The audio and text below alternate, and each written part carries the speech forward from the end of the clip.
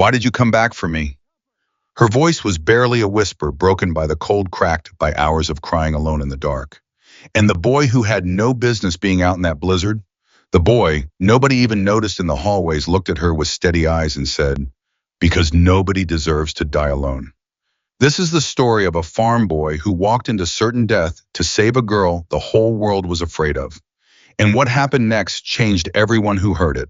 If this story touches you, subscribe to this channel, follow it all the way to the end, and drop a comment telling me what city you're watching from so I can see just how far this story travels.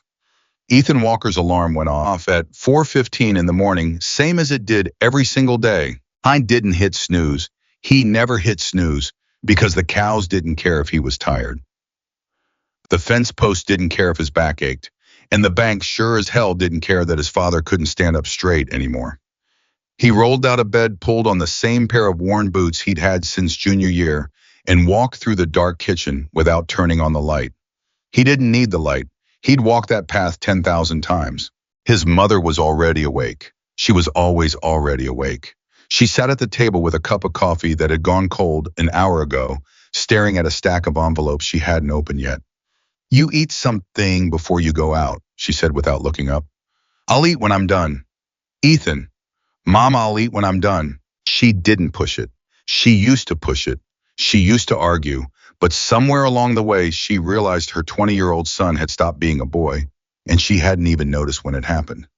Ethan stepped outside into the freezing Montana air. His breath came out in thick white clouds. His hands were already cracked from the cold before he even touched the first fence rail. He worked for 2 hours before the sun came up, fed the cattle, broke the ice off the water troughs, hauled hay bales from the barn to the north pasture, one after another, his shoulders screaming, but his face showing nothing. When his father limped out onto the porch at 6:30, leaning heavy on his cane, Ethan was already done.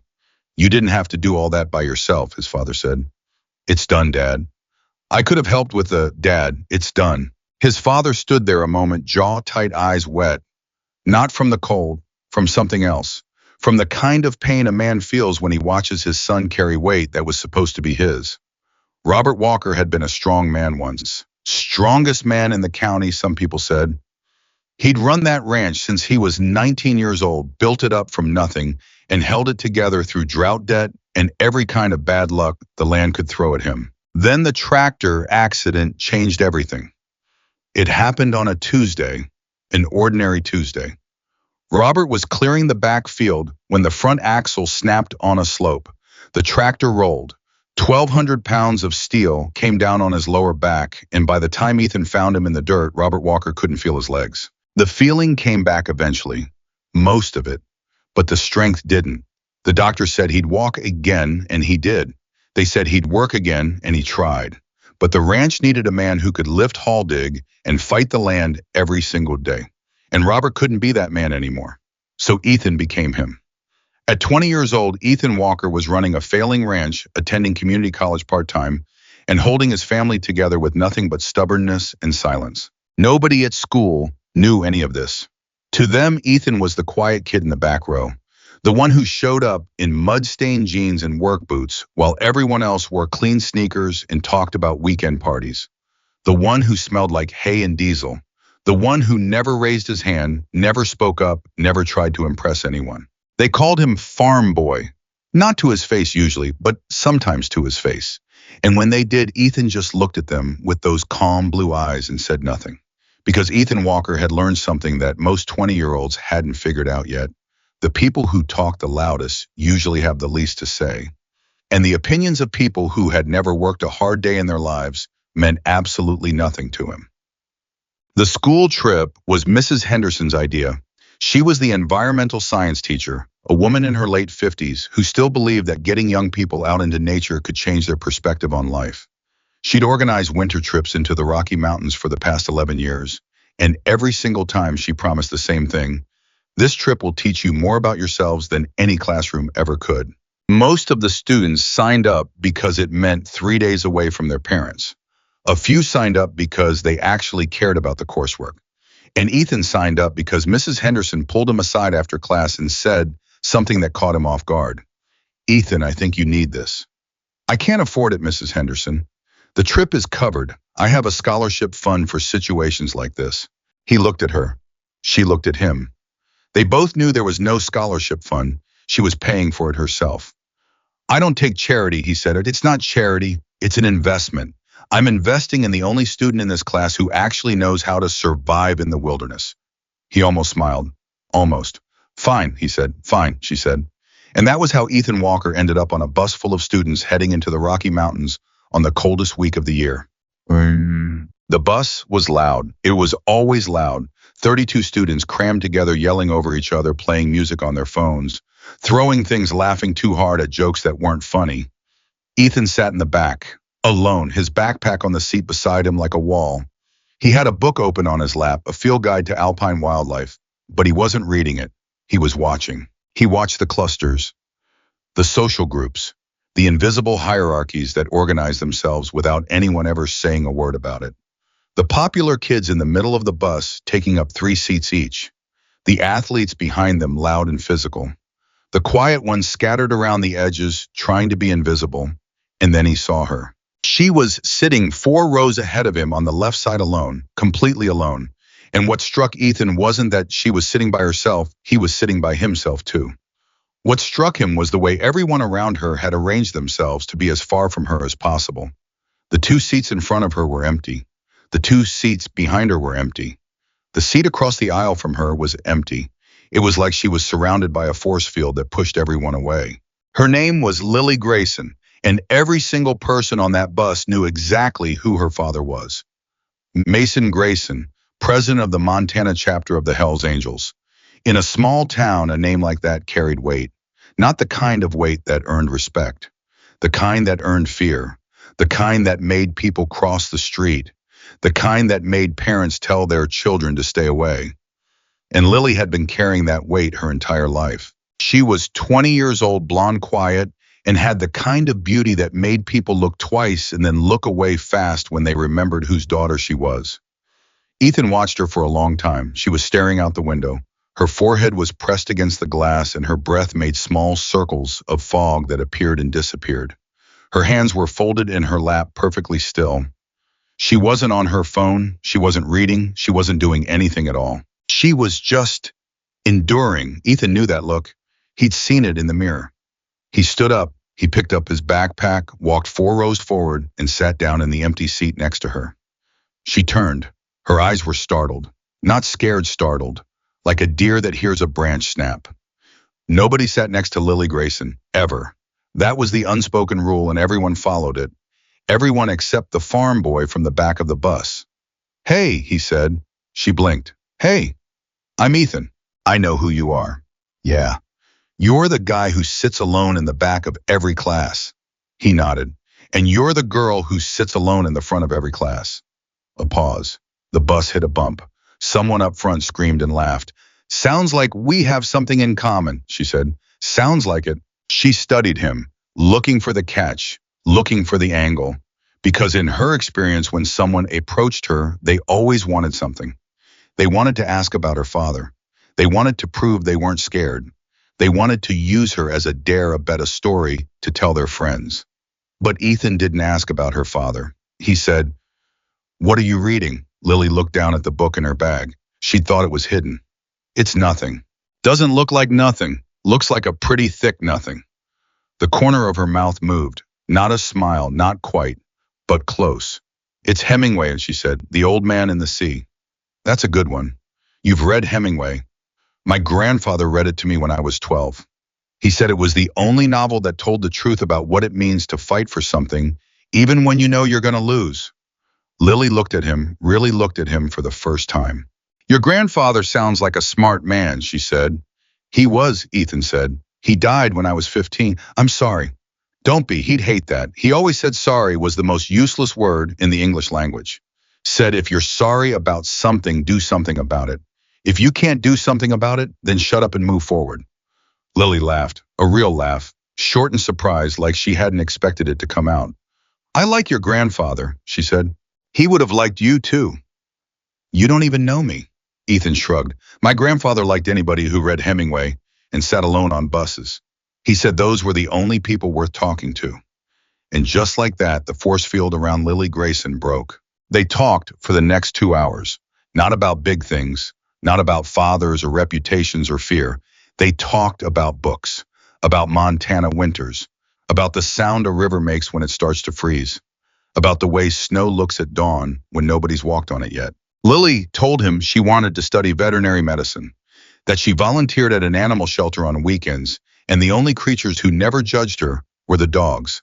They don't care who your dad is, she said. They just care if you're kind. Ethan told her about the ranch, about the coos in the early mornings and the satisfaction of fixing something broken with his own hands. That sounds peaceful, she said. It's not, he said. It's exhausting. But it's mine. Neither of them noticed the other students watching, whispering, nudging each other, pointing.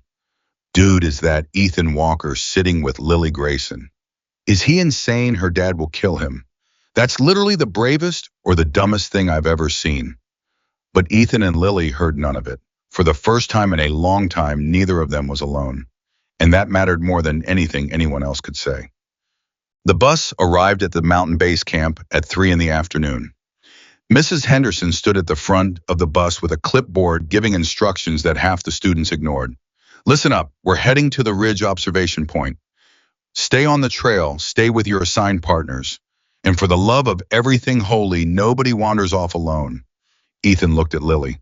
You have an assigned partner. No, she said, nobody picked me. I'll be your partner. You don't have to do that. I know. I want to. She held his gaze for a long moment, and then she nodded. They hiked together for the rest of the afternoon. Ethan noticed things about her that surprised him. She was strong, not just emotionally, physically strong.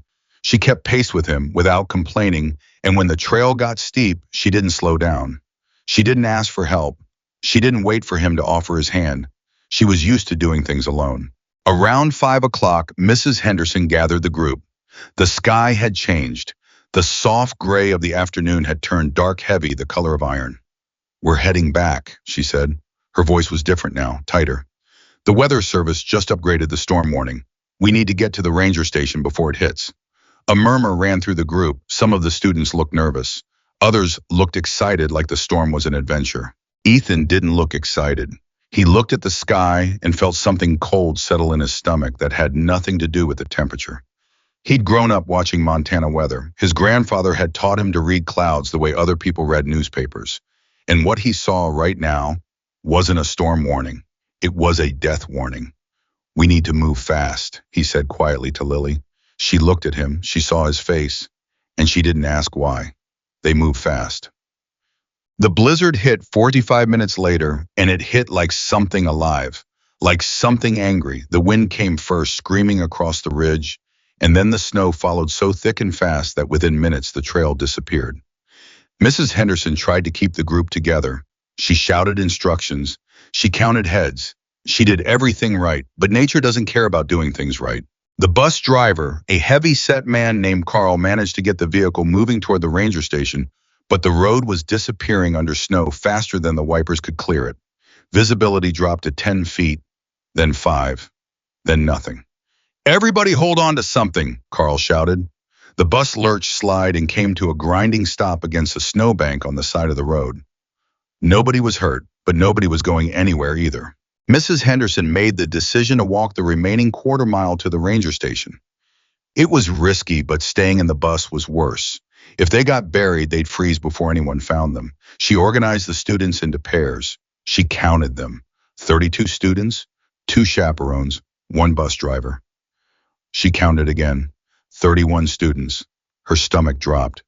Who's missing? She said, and her voice cracked for the first time in 11 years of mountain trips. Nobody answered. Who is missing? Ethan was already scanning the bus, seat by seat, face by face, his heart hammering against his ribs. He knew before he finished counting. He knew because the seat next to him was empty. It's Lily, he said, and the words came out of his mouth like they were made of glass, fragile, sharp, and cutting everything they touched. Lily Grayson is gone. Mrs. Henderson froze, just for a second, just long enough for Ethan to see the fear in her eyes before she buried it. When did anyone last see her? She asked. Silence. She went to the back of the bus, a girl named Rachel said quietly. Right before the bus stopped. I think she was looking for her bag. And nobody saw her after that. More silence. 31 students, and not one of them had noticed when Lily Grayson vanished. Not one of them had thought to check. Not one of them had cared enough to look. Because she was the girl nobody sat next to. The girl nobody picked as a partner. The girl they all avoided because of a name, a reputation, a father they'd never met. And now she was out there, alone, in a blizzard that was getting worse by the minute. Mrs. Henderson grabbed her radio. Ranger Station Bravo, this is Henderson Ridgeview High Winter Trip. We have a missing student. Female 20 years old, blonde hair, last seen on the bus approximately 30 minutes ago. We need immediate search and rescue. The radio crackled. A voice came through, distorted by static. Mrs. Henderson, this is Ranger Davis. I hear you. But I need you to understand something. We cannot deploy a search team in these conditions. Wind speeds are exceeding 60 miles per hour. Visibility is zero. Anyone who goes out there right now is not coming back. You need to get your students to the station and wait for the storm to pass. How long? Oh, forecast says 12 to 18 hours. She doesn't have 12 hours. Mrs. Henderson's voice broke completely now. She's a 20-year-old girl in a winter jacket. She doesn't have 12 hours. Ma'am, I understand, but I am not sending my people out to die. Get to the station. We will begin search operations as soon as conditions allow. The radio went dead. Mrs. Henderson stood in the aisle of the bus surrounded by 31 frightened students, and for the first time in her career, she didn't know what to do. Then Ethan Walker stood up, every head turned to look at him. I'm going, he said. Mrs. Henderson stared at him. Ethan, no, absolutely not. Mrs. Henderson, you heard what he said. 12 to 18 hours. She's already been out there for 30 minutes.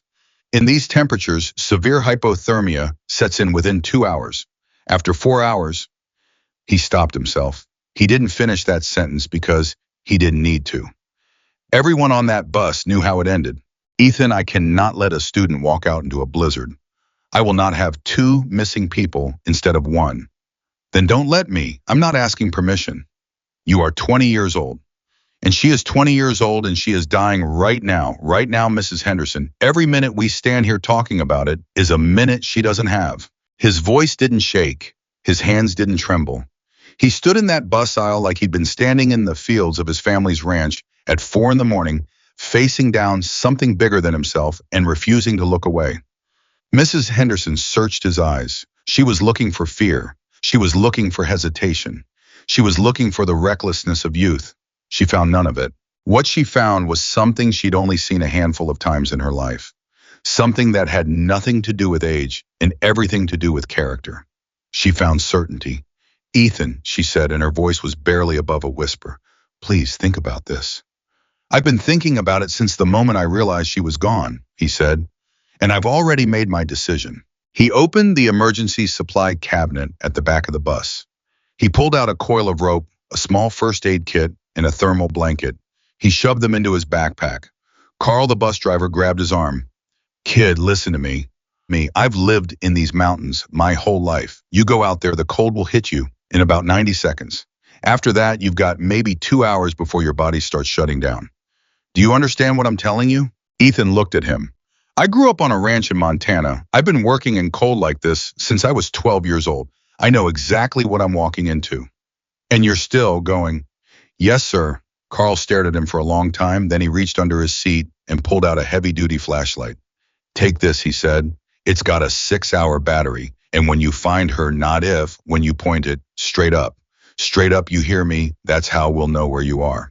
Ethan took the flashlight. He nodded. He walked to the front of the bus. Every student watched him. Nobody said a word. Nobody cracked a joke. Nobody called him farm boy. He put his hand on the door handle. Ethan, Mrs. Henderson said one last time. He turned. Be careful. He looked at her, and for the first time he smiled.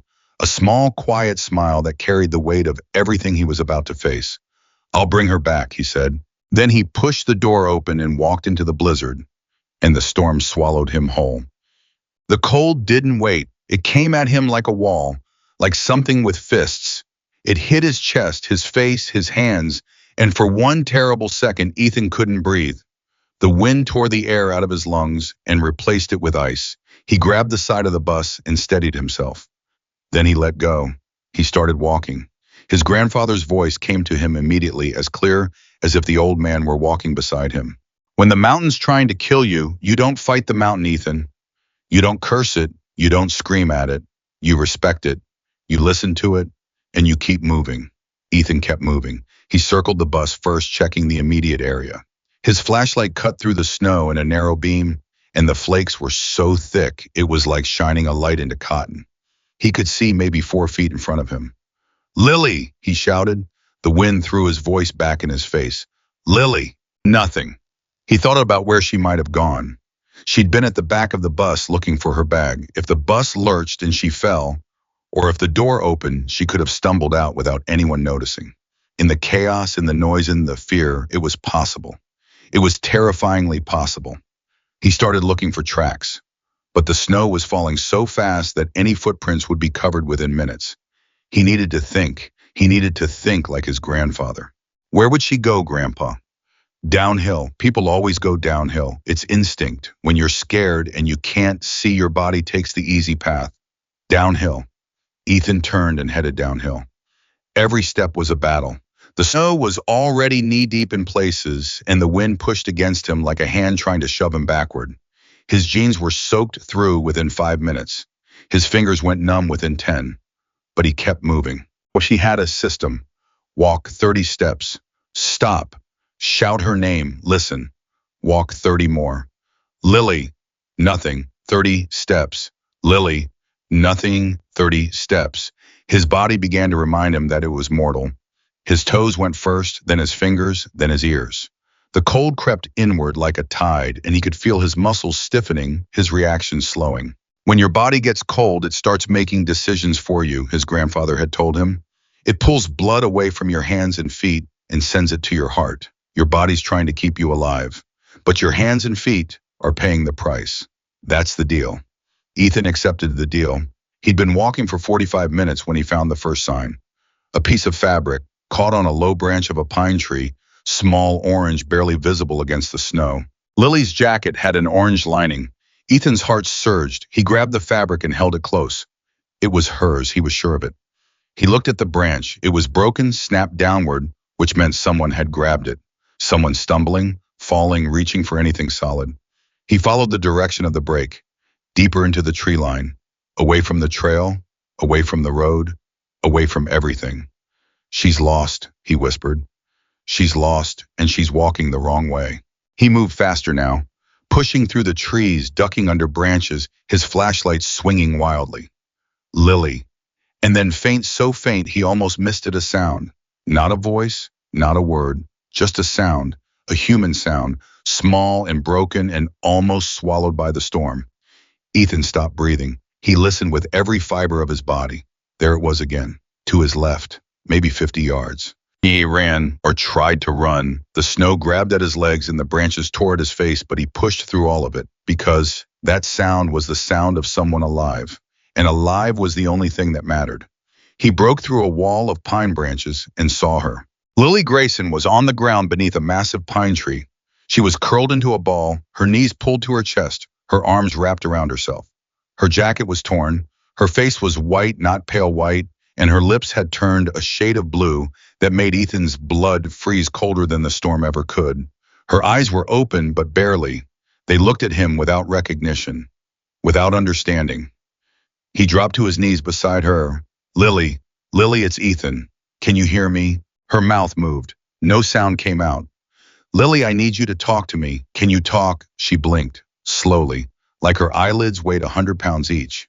Then in a voice that was barely there, a voice made of frost and exhaustion and fading hope, she whispered, You came. Yeah, he said, and his voice cracked and he didn't care. Yeah, I came. I'm here and I'm not leaving. He pulled off his backpack with frozen fingers, yanked out the thermal blanket, wrapped it around her. Then he took off his own coat, his only coat, and wrapped that around her too. The cold hit his body like a hammer. Without the coat, he had nothing between him and the storm except a flannel shirt and his own willpower. But Lily needed the coat more. He needed to get her warm. He needed to get them both out of the wind. He needed shelter, and he needed it now. He looked around.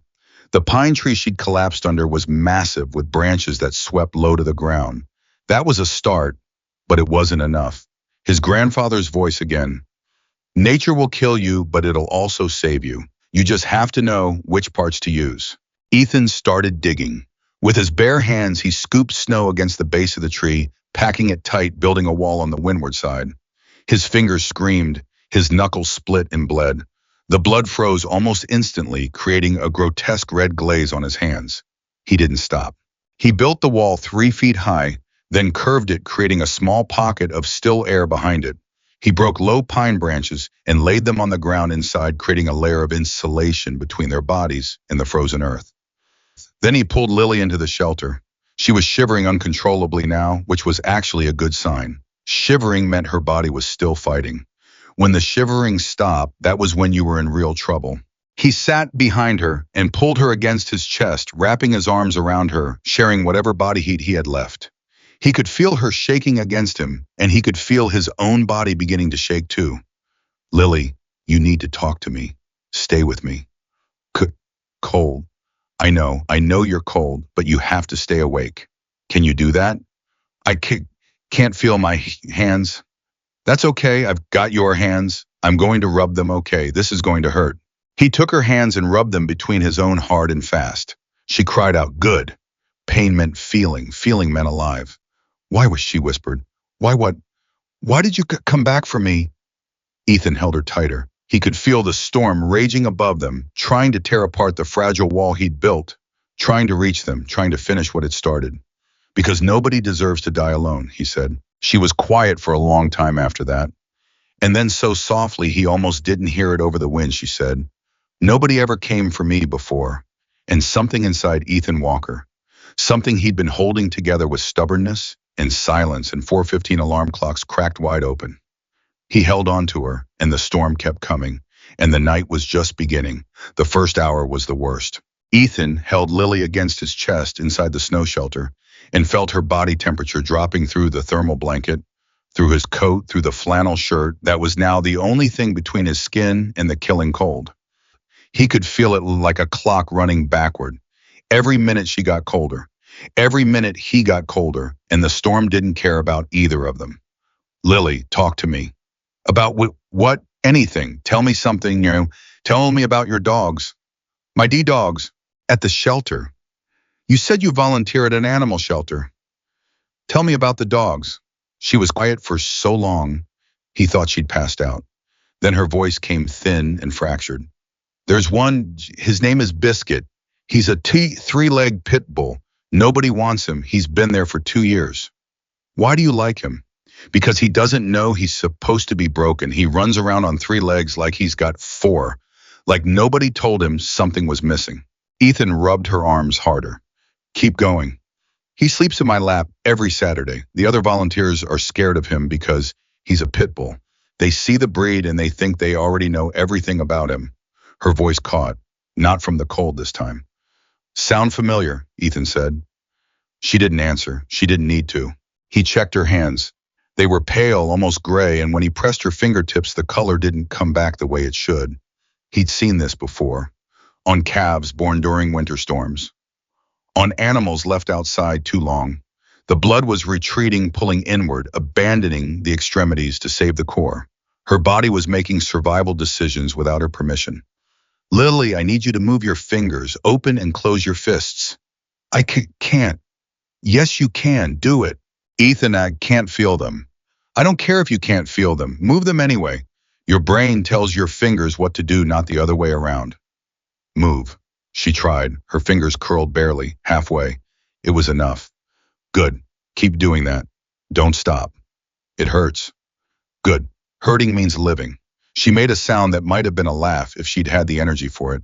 You sound like my dad. Ethan felt something shift in the air between them. She'd opened a door. He didn't push through it. He just stood at the threshold and waited. Your dad says stuff like that, he asked.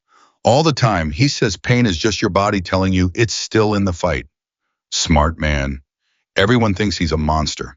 Her voice broke on that last word, and Ethan felt her body shake, not from the cold, not from the shivering, but from something deeper. Something she'd been holding inside for years. They see the vests, she said. They see the patches. They see the motorcycles and the tattoos, and they think they know everything about him. They think he's dangerous. They think he's a criminal. They pull their kids away from me at the grocery store, Ethan, at the grocery store, like I'm contagious. Like whatever my father is, I caught it. She was crying now. The tears froze on her cheeks almost as fast as they fell. He raised me alone. My mom left when I was 3. Just left. Packed a bag and drove away and never came back. And my dad, this man that everybody's so terrified of, he learned how to braid my hair. He sat on the bathroom floor with a YouTube tutorial, and he learned how to braid a little girl's hair because there was nobody else to do it. Ethan said nothing. He just held her. He went to every parent-teacher conference, every school play, every softball game. He sat in the stands with his leather vest and his tattoos, and all the other parents would move to the other side of the bleachers. And he never said a word about it. He just sat there and cheered for me. He sounds like a good father. He's the best father, and nobody knows it because they never gave him a chance. Ethan pulled her closer. The wind screamed above them, clawing at the top of their snow wall, throwing ice crystals into the shelter. He could feel the wall weakening. He'd need to reinforce it soon, but not yet. Right now, he needed to keep her talking. Talking meant conscious. Conscious meant alive. You want to know something, he said. What? People think they know me too. They look at my boots and my jeans and the dirt under my fingernails, and they decide I'm nothing. Just a farm kid. Just a poor boy who smells like cattle. And I let them think it because fighting their opinion takes energy I don't have. That's not fair. No, but that's how it works. People make up their minds in the first 5 seconds, and after that, you're just living inside the story they already wrote about you. So how do you deal with it? I don't. I just get up at 4 in the morning and do what needs doing. The cows don't care about my reputation. The fence posts don't have opinions. The land doesn't judge. Sounds lonely. It is. The word hung in the air between them, honest and heavy. Ethan. Yeah. I'm really glad you sat down next to me on that bus. Me too. And I'm really glad you're here right now, even though it's insane that you're here. Even though you should have stayed where it was safe. If I'd stayed where it was safe, I'd be warm right now, but I wouldn't be able to live with myself. She turned her head just slightly, just enough to look at him. Her eyes were clearer now. Still glassy, still heavy, but there was something behind them that hadn't been there 20 minutes ago. You're different, Ethan Walker. Nah, I'm just stubborn. No, you're different, and I think you know it. I didn't answer because he didn't know how to answer something like that. Nobody had ever said anything like that to him before. Not his parents, not his teachers, not anyone. He was just Ethan, just the kid who got up early and did the work and didn't complain. But in Lily's eyes right now in the middle of this storm, he was something more. And that terrified him almost as much as the cold. The second hour brought a new enemy. Ethan's body had been fighting the cold since the moment he gave Lily his coat, and now it was starting to lose. His shivering had become violent, uncontrollable, full-body convulsions that rattled his teeth and made his vision blur. His fingers had gone from numb to something worse, a deep, throbbing ache that pulsed with every heartbeat. He knew what this meant. He'd studied hypothermia on the ranch. His grandfather had drilled it into him. Mild hypothermia is shivering and confusion. Moderate hypothermia is violent shivering, slurred, speech loss of coordination. Severe hypothermia is when the shivering stops. He was somewhere between mild and moderate, and moving in the wrong direction. Lily's voice had gotten stronger in the last 30 minutes. The warmth from the coat, the blanket, his body heat, it was working. She was coming back, but he was paying the price. Yeah, you're shaking. I'm fine. You're not fine. You gave me your coat. You're freezing. I said I'm fine, Lily. Don't lie to me. Not right now. Not here. He clenched his jaw. She was right. Lying to her served nothing. Okay, I'm cold. I'm very cold, but I can handle it. For how long? I didn't answer that. Ethan, for how long? Long enough. She shifted against him, turning so she could face him. She took the thermal blanket and pulled it around both of them, creating a cocoon. Then she pressed her body against his, not out of intimacy, but out of survival. Pure, desperate, biological survival. Shared body heat, she said. Isn't that what they teach? Yeah, that's what they teach. Then shut up and let me help you for once. He almost laughed. Almost. But the cold had stolen his laughter somewhere in the last hour, and all that came out was a sharp exhale. They held each other in the darkness. Outside, the blizzard raged with a fury that sounded less like weather and more like something personal. Like the mountain itself had decided to punish anyone foolish enough to challenge it. Inside the shelters, two 20-year-olds, who the world had written off, one as dangerous, one as worthless, held on to each other and refused to let go. 600 miles south in a bar on the outskirts of Helena Mason Grayson's phone rang. I was sitting at a corner table with three of his brothers going over the books for their legitimate motorcycle repair shop. Mason was 48 years old, built like a man who had spent his life fighting and working in equal measure. His arms were covered in tattoos. His beard was streaked with gray. His eyes were the same blue as his daughter's, sharp, clear, and capable of a gentleness that would surprise anyone who only knew him by reputation. He looked at his phone. The caller ID said Ridgeview High School. His stomach clenched. Schools didn't call at 8 o'clock at night. "This is Mason." "Mr. Grayson, this is Principal Hartwell. I need to speak with you about your daughter." Mason's hand tightened around the phone. "What about Lily?" "Mr. Grayson, the winter trip group was caught in the blizzard on the mountain. They made it to the ranger station. But Lily is... Mr. Grayson, Lily is unaccounted for." The bar went silent. Not because anyone heard the phone call, because everyone at that table saw Mason's face change. And when Mason Grayson's face changed, the world around him stopped. "What do you mean unaccounted for?" His voice was low, controlled. The kind of control that was more terrifying than any shout. "She became separated from the group during the storm. We believe she left the bus before an how long?" "Mr. Grayson, how long has my daughter been missing?" "Approximately 3 hours." Mason closed his eyes. Three hours. In a blizzard. In the mountains. 3 hours. His free hand was gripping the edge of the table so hard the wood cracked. "Is anyone looking for her?" "The Rangers say they can't deploy a search team until conditions improve." "I didn't ask what the Rangers say. I asked if anyone is looking for my daughter." "Mr. Grayson, one of the students, a young man named Ethan Walker, he went out on his own to find her. Against our advice. Against protocol. A kid went out there." "Yes, sir." "Alone?" "Yes, sir." Mason opened his eyes. "Give me the coordinates of the ranger station." "Mr. Grayson, I don't think... I'm going to ask you one more time. Give me the coordinates, or I will find them myself, and it will take longer, and every minute it takes longer is a minute my daughter might not have." The principal gave him the coordinates. Mason hung up the phone and stood. Every man at the table stood with him. They didn't ask what happened. They didn't need to. They saw his face. "Lily's missing," Mason said. "She's on the mountain in the blizzard. She's been out there for 3 hours." The room shifted. Something moved through the men at that table, not anger, not panic, but something older, something deeper. The thing that happens when family is threatened, and every man in the room knows what he's willing to do about it. "Who do we call?" said a man named Frank Mason, sergeant at arms. He was 53 years old, ex-Marine, and he'd walked through worse than a blizzard. "Everyone," Mason said. "Call every brother within 4 hours of that mountain.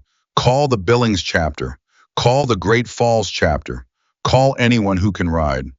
"Mason, it's a blizzard. Bikes won't. Then they drive. Trucks, SUVs, whatever they've got. I don't care if they steal a school bus. I want every man on that mountain by sunrise." Frank pulled out his phone and started dialing. Within 10 minutes, he'd reached 27 men.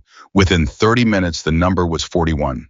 Within an hour, 63 members of the Hells Angels across 3 Montana chapters had dropped everything, jobs, dinners, sleep plans, and were heading for the mountains. Not because Mason ordered them, because Lily was family. Mason drove through the night. His truck was a battered Ford F-250 with 4-wheel drive and 300,000 miles on the engine. He pushed it hard, faster than the roads wanted, faster than the weather allowed. His knuckles were white on the steering wheel. His jaw was clenched so tight his teeth ached. His phone sat on the passenger seat.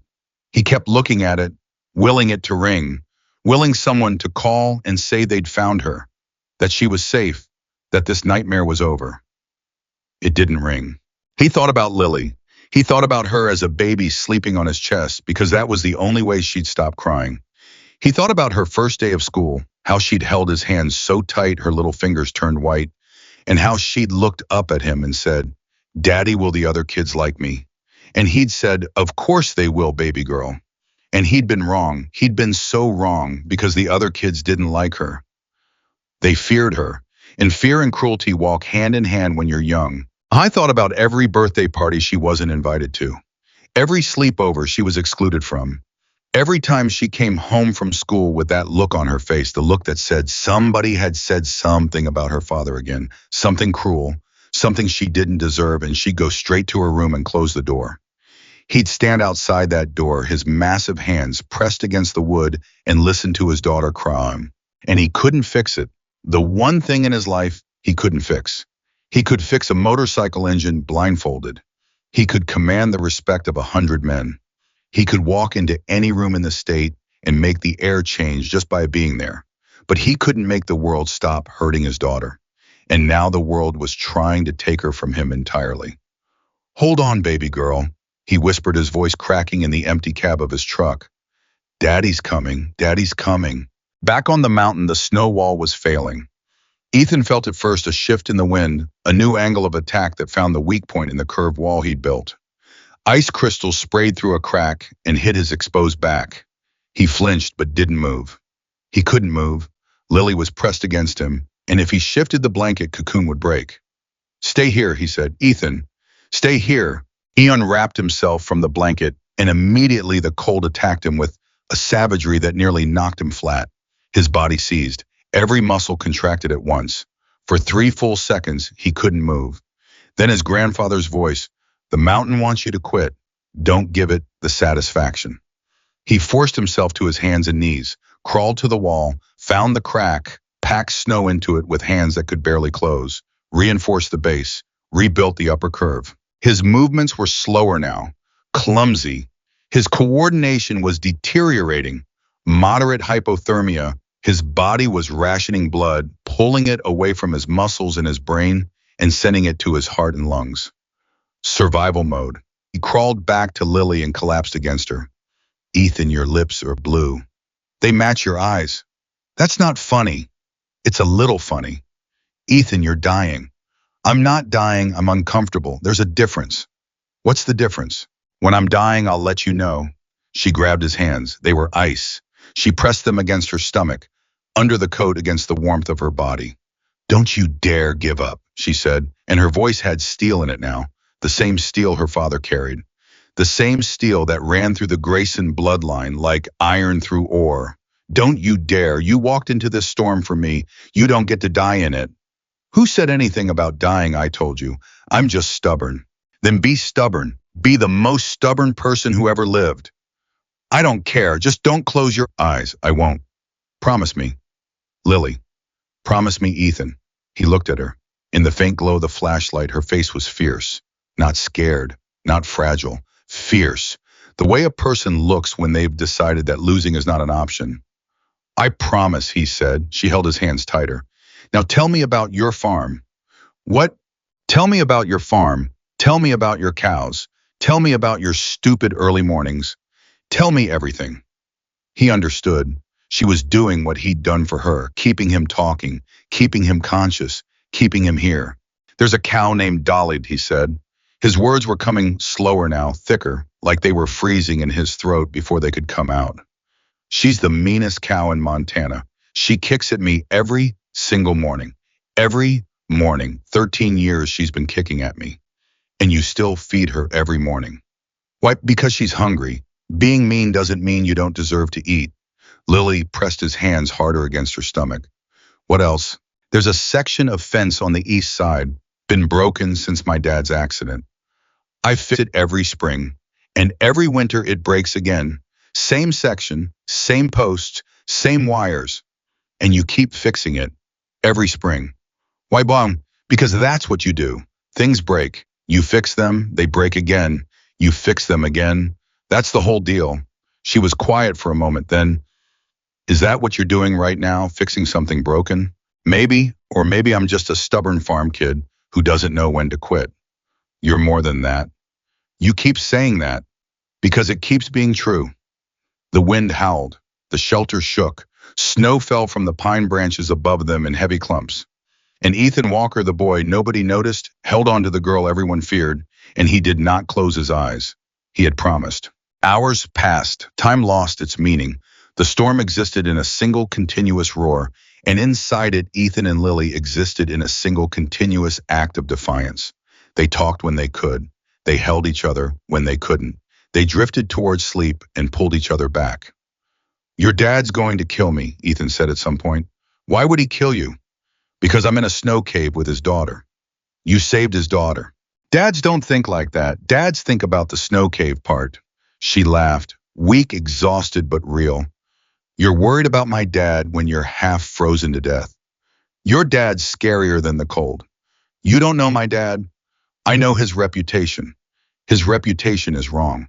I'm starting to figure that out. Somewhere around what Ethan guessed was 3 or 4 in the morning, he'd stopped being able to read his watch. His eyes couldn't focus on the small numbers. Something changed in the storm. The wind shifted. The roar dropped half a register.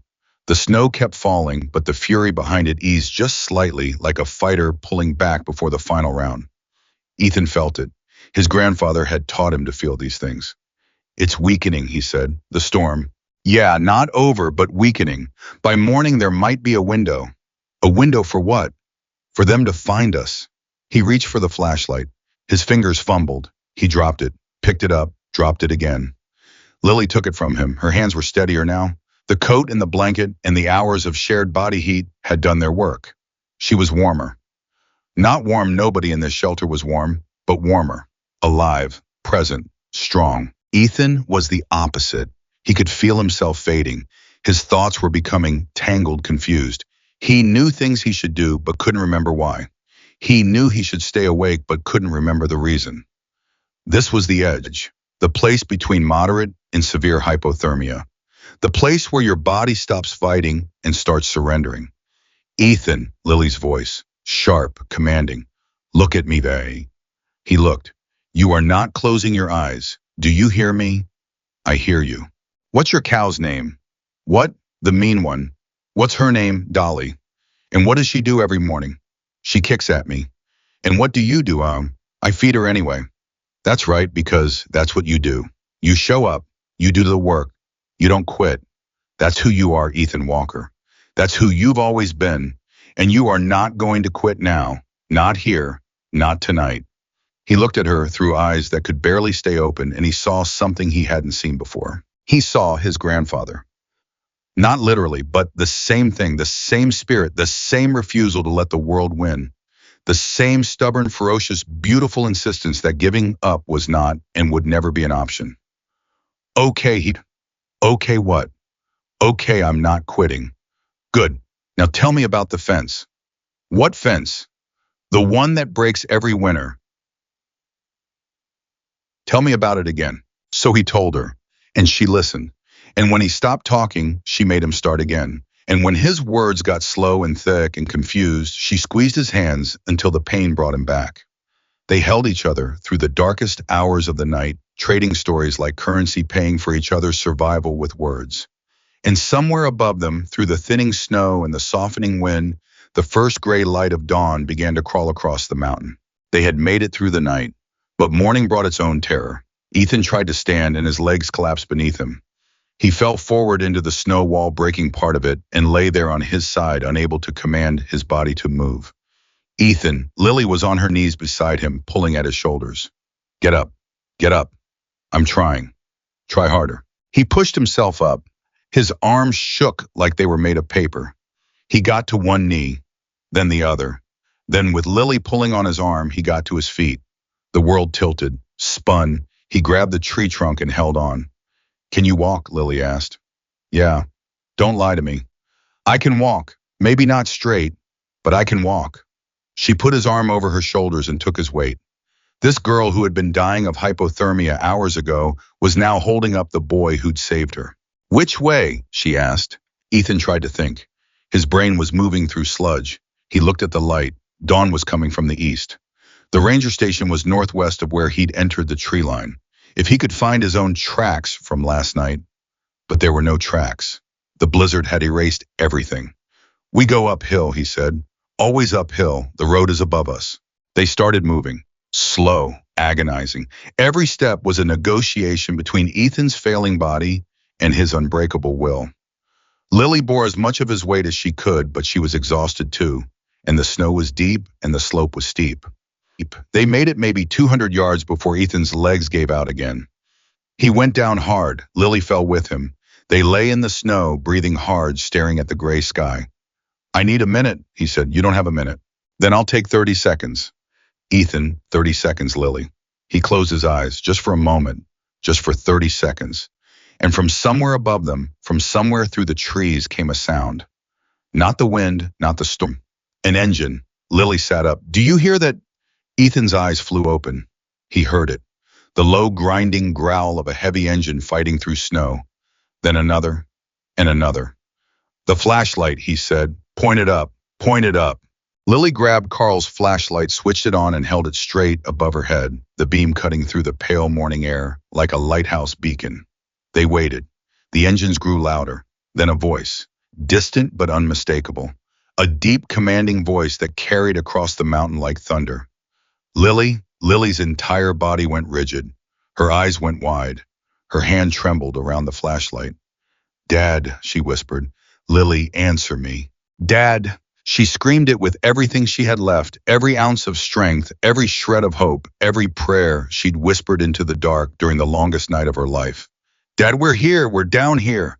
The engines roared closer. Branches snapped. Men shouted. And then through the trees, like something out of a dream, Lily had given up on Mason Grayson appeared. He was covered in snow. His beard was white with ice. His eyes were red and wild and terrified, and full of a love so fierce it burned through the cold like a furnace. He saw his daughter. And Mason Grayson, the man who commanded fear in every room, he entered, the man whose name made grown men go quiet. The president of the Hells Angels dropped to his knees in the snow. Baby girl, he said, and his voice shattered into 1,000 pieces. Baby girl, I'm here. Lily let go of the flashlight. She let go of Ethan. She crawled through the snow toward her father and collapsed into his arms. Mason caught her, held her, crushed her against his chest and buried his face in her hair and sobbed. Open, raw, ugly, beautiful sobbing. The kind of crying a man does when he's been staring into the abyss all night, and the abyss finally blinked first. I'm okay, Daddy, Lily whispered. I'm okay. He saved me. Mason pulled back, looked at her face, checked her eyes, her hands, her color. Then he looked past her, at the boy lying in the snow behind her.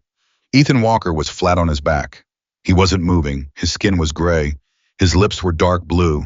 His eyes were open barely, and they were looking up at the sky with the unfocused gaze of someone who had given everything he had and had nothing left.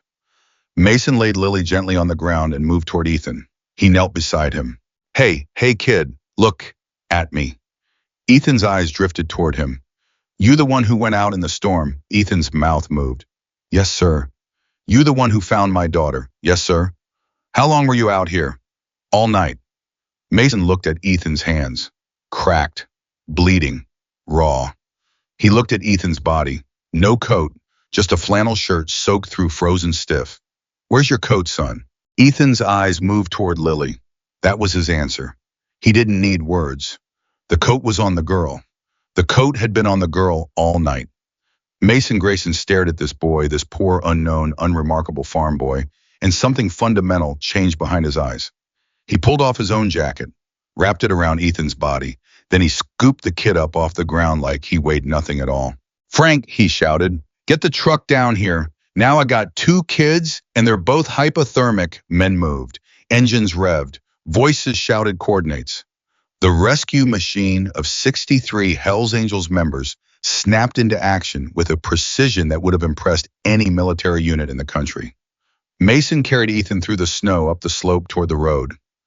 Lily walked beside him, her hand on Ethan's arm, refusing to let go. Stay with me, Ethan, she said. Stay with me. We're almost there. Ethan looked up at the sky. The clouds were breaking apart. Somewhere behind them, the sun was trying to come through. Lily, he said, yeah, your dad's not going to kill me, right? Mason looked down at the boy in his arms.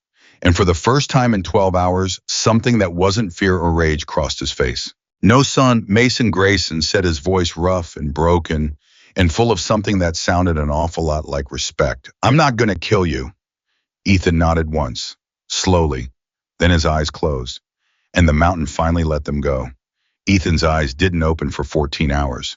The medical team at St. Francis Hospital in Missoula worked on him for the first 3 of those hours. They cut away his frozen flannel shirt. They wrapped his torso in warming blankets. They ran heated IV fluids into both arms and monitored his core temperature, which had dropped to 89 degrees, 7 degrees below normal, deep into hypothermia, flirting with the edge of severe. His mother arrived at the hospital 40 minutes after he did. Karen Walker came through the emergency room doors like a woman walking into a war zone. Her face was white. Her hands were shaking. She hadn't slept. She'd gotten the call at 2 in the morning from Mrs. Henderson, and she'd driven 4 hours through the tail end of the blizzard in a truck with bald tires and a heater that barely worked. She found her son in the ICU, unconscious, hooked to monitors, his hands wrapped in thick gauze, his face the color of old paper. She grabbed the first nurse she saw. "Is he going to be okay?" "He's stable, ma'am. His core temperature is coming up. His vitals are improving." "His hands. What about his hands?" The nurse hesitated. That hesitation was a knife in Karen's chest. "The doctor will talk to you about his hands." Karen sat down in the chair beside Ethan's bed and took his bandaged hand in both of hers. She didn't cry. Karen Walker was not a woman who cried easily. She'd held it together through her husband's accident, through the debt, through the foreclosure notices, through all of it. She held things together. That was her job. But sitting in that hospital chair looking at her son's gray face, she came closer to breaking than she'd ever been. "You stupid, brave, beautiful boy," she whispered. "You stupid, brave boy." Robert Walker arrived 2 hours later. He'd driven himself against his doctor's orders, his bad back screaming the entire way. He limped into the ICU on his cane, and when he saw his son lying in that bed, he stopped in the doorway and gripped the frame so hard his knuckles popped. "How is he asked Karen. "Alive. His hands, they don't know yet." Robert sat down on the other side of the bed. He put his hand on Ethan's chest. He could feel his son's heartbeat through the hospital gown, steady and strong, and that heartbeat was the only thing keeping Robert Walker from falling apart. "He went out there alone," Karen said, "in the blizzard, for a girl he barely knew." That sounds like Ethan. Robert, he could have died. But he didn't. He could have lost his hands. Robert was quiet for a long time. Then he said something that Karen didn't expect. His grandfather would have done the same thing. Karen looked at him. His grandfather walked 8 miles through a snowstorm in 1978 to pull a stranger's calf out of a frozen creek.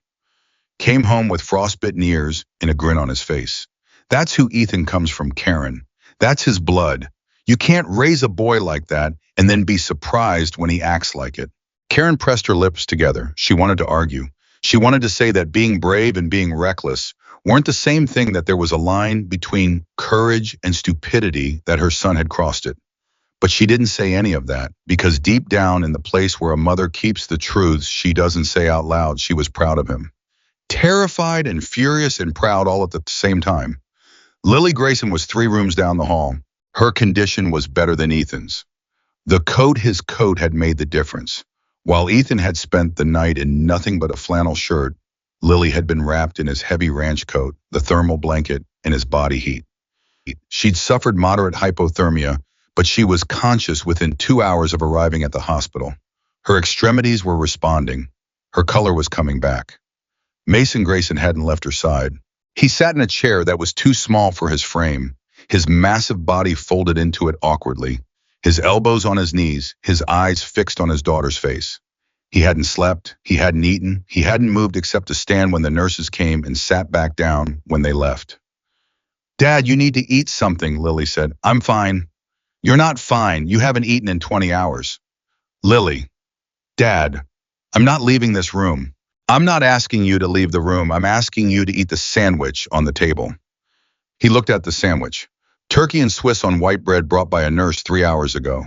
He picked it up, took one bite, chewed it without tasting it, and put it back down. "Happy," he said. "Thrilled."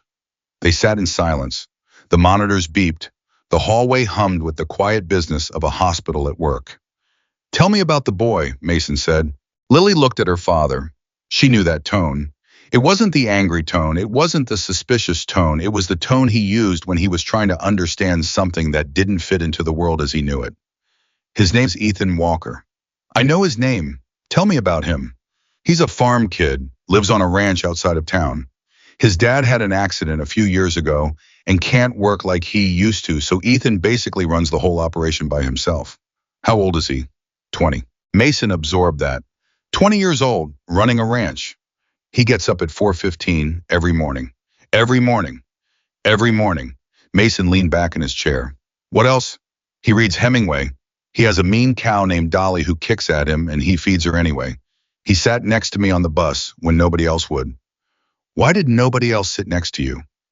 Lily looked at her father with an expression that broke something inside him. Dad, you know why. Mason's jaw tightened. Yeah, he knew why. He'd always known why. And he'd carried that guilt like a stone in his chest for 20 years. He didn't care about your last name, Mason asked. He didn't even ask about it. He asked me what I was reading. Mason was quiet for a long time. He stared at the wall. He was processing something, running it through the filters of a life that had taught him to trust no one, suspect everyone, and keep his guard up at all times. And he went into the storm, Mason said, not a question, a statement he was trying to make real in his own mind. They told him not to. The teacher told him not to. The bus driver told him not to. The ranger said it was suicide, and he went anyway. Why, because he said nobody deserves to die alone. Mason closed his eyes. Those words hit him somewhere deep, somewhere below the leather vest and the tattoos and the reputation and the armor he'd built around himself over 48 years. They hit the part of him that was just a father, just a man who loved his daughter, just a human being who recognized courage when he heard about it. I want to meet him, Mason said. Dad, I'm not going to intimidate him, Lily. I want to meet him. He's unconscious. Then I'll wait. Ethan's eyes opened at 9:17 that evening. The first thing he saw was the ceiling, white, flat, fluorescent lights behind frosted panels. Not a sky, not trees, not snow, hospital. The second thing he saw was his mother's face leaning over him, her eyes red, her hand on his cheek. Hey, Mama. Karen Walker let out a sound that was half laugh, half sob. Hey, yourself. Where's Lily?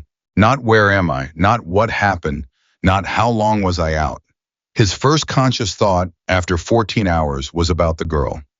She's down the hall, she's fine, she's alive because of you. Ethan closed his eyes. Relief hit him so hard it felt physical, like a weight being lifted off his chest. My hands, he said. He could feel them, but differently. Heavy, wrapped. The sensation was muted, like trying to hear music through a wall. The doctor's coming to talk to you about your hands. Mama, tell me. Karen hesitated. Albert, standing behind her, put his hand on her shoulder. They said you have frostbite, Karen said carefully. 2nd degree on most of your fingers. 3rd degree on your left pinky and ring finger. Ethan processed that. 2nd degree meant blisters, pain, but recovery. 3rd degree meant deeper damage, possible tissue death. Am I going to lose them, he asked, and his voice was steady, but his eyes weren't. They don't know yet. They said the next 48 hours will tell them more. Ethan looked at his bandaged hands, these hands that had dug fence posts and hauled hay bales and broken ice off water troughs and built a snow shelter in a blizzard with nothing but raw will. These hands that were the only tools he had to save his family's ranch. Okay, he said quietly. Okay. Ethan, the doctor, said modern treatments. Mama, I said okay. He wasn't being dismissive. He was being Ethan. Process it. Accept it. Move forward. That was how the Walker men dealt with things. You didn't argue with reality. You worked with whatever reality gave you. The doctor came in 20 minutes later. Dr. Patricia Huang, a woman in her early 50s with kind eyes and a direct manner. Ethan, I'm going to be straight with you. Your right hand is going to be fine. The frostbite is superficial. Full recovery, maybe 4 to 6 weeks. And my left, your left hand took more damage. The 3rd degree frostbite on your pinky and ring finger is concerning. We're going to monitor blood flow over the next 2 days. If circulation returns to the tissue, we can save them. If it doesn't, she paused, we'll cross that bridge if we come to it. If it doesn't, you amputate. Dr. Huang looked at him. Most 20-year-olds didn't say the word amputate that calmly. That would be one possibility. Yes. Ethan nodded. Thank you, doctor. She studied him. You're handling this very well. My dad got crushed by a tractor, and he's still walking. My grandfather lost 2 toes to frostbite in 1978, and he never complained about it once. I come from people who deal with what's in front of them. Dr. Huang smiled just slightly. I can see that. She left. Karen started to cry. Robert put his arm around her, and Ethan lay in his hospital bed staring at his bandaged left hand and made a deal with God that he'd never told anyone about. 3 hours later, there was a knock on Ethan's door. Robert opened it. And then Robert Walker, a man who had stared down charging bulls and walked through tornadoes, took one step backward. Mason Grayson filled the doorway. I was massive, 6'3", 240, with shoulders that barely fit through the frame.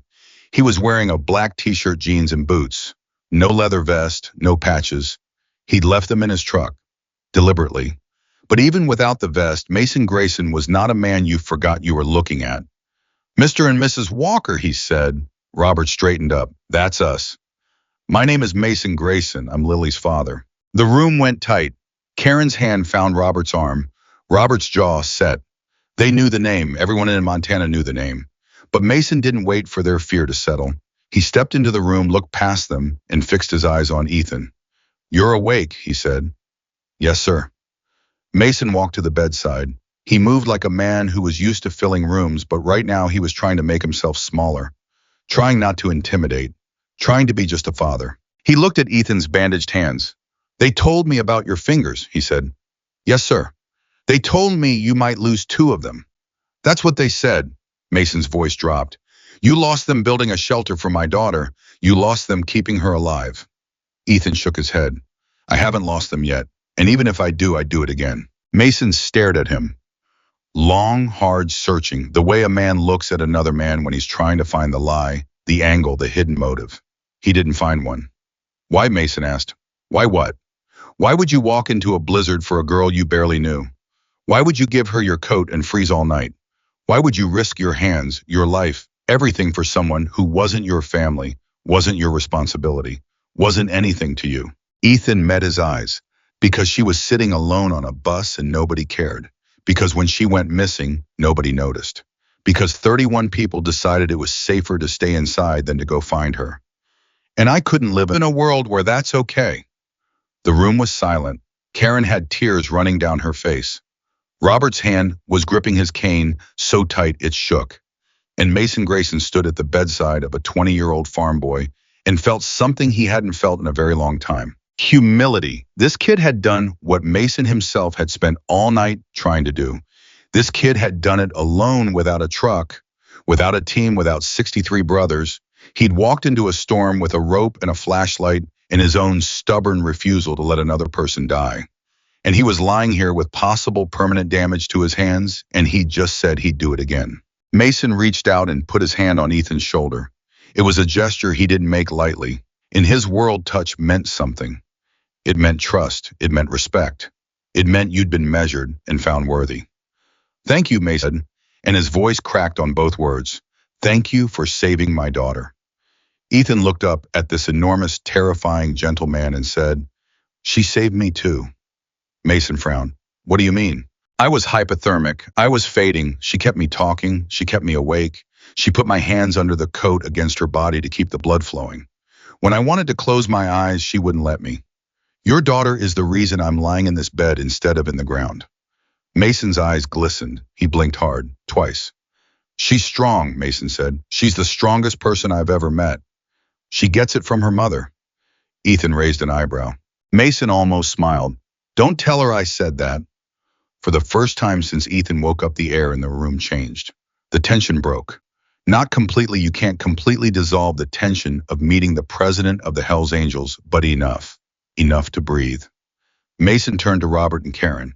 Mr. and Mrs. Walker, I'd like to speak with you, if you're willing. Robert looked at Karen. Karen looked at Robert. Some kind of silent communication passed between them, the kind that only works after 20-plus years of marriage. Let's talk in the hall, Robert said. They stepped outside, the door closed, and Ethan was alone in his hospital room wondering what Mason Grayson wanted to say to his parents that he didn't want Ethan to hear. In the hallway, Mason stood across from Robert and Karen and chose his words with the same precision he used when he spoke to his club. I know who I am to this town, he said. I know what people say about me. I know your son probably heard every one of those things before he sat down next to my daughter on that bus. And he sat down anyway. That tells me everything I need to know about how you raised him. Karen's chin trembled. Robert stood straighter. Your son saved my daughter's life, Mason continued. That's a debt I can't repay with words, so I'm not going to try. I'm going to ask you a question instead, and I want you to answer honestly. Robert nodded. What do you need? Robert frowned. What do you mean? I mean, what do you need? Your family? Your ranch? What's the situation? Robert's pride reared up immediately. It was the Walker pride, the same pride that made Ethan refuse Mrs. Henderson's scholarship, the same pride that made Karen lie awake at night, pretending she wasn't worried about money. We're fine, Robert said. No disrespect, Mr. Walker, but you drove 4 hours on a bad back to get to this hospital. Your truck is 12 years old with bald tires. Your son is 20 years old and running a ranch by himself because you can't work. And from what I can gather, you're about 3 months behind on your mortgage. Robert's face went hard. How do you know that? Because I made some phone calls, and I didn't do it to embarrass you. I did it because I'm trying to understand the full picture of the young man who saved my daughter. Karen stepped forward. What are you offering, Mr. Grayson? I'm not offering charity. Your son made it clear on that bus that he doesn't take charity, and I can see where he gets it. What I'm offering is an opportunity. He reached into his back pocket and pulled out a business card. Plain white, black text, Grayson Motorsports, a Helena address and phone number. I own a motorcycle repair and custom build shop, legitimate business, licensed, insured. We do about $2 million in revenue a year, and we've been looking to expand into heavy equipment repair, farm equipment, construction equipment, diesel engines. Robert looked at the card. I don't understand. Your son knows engines. He knows machines. He knows how to fix things.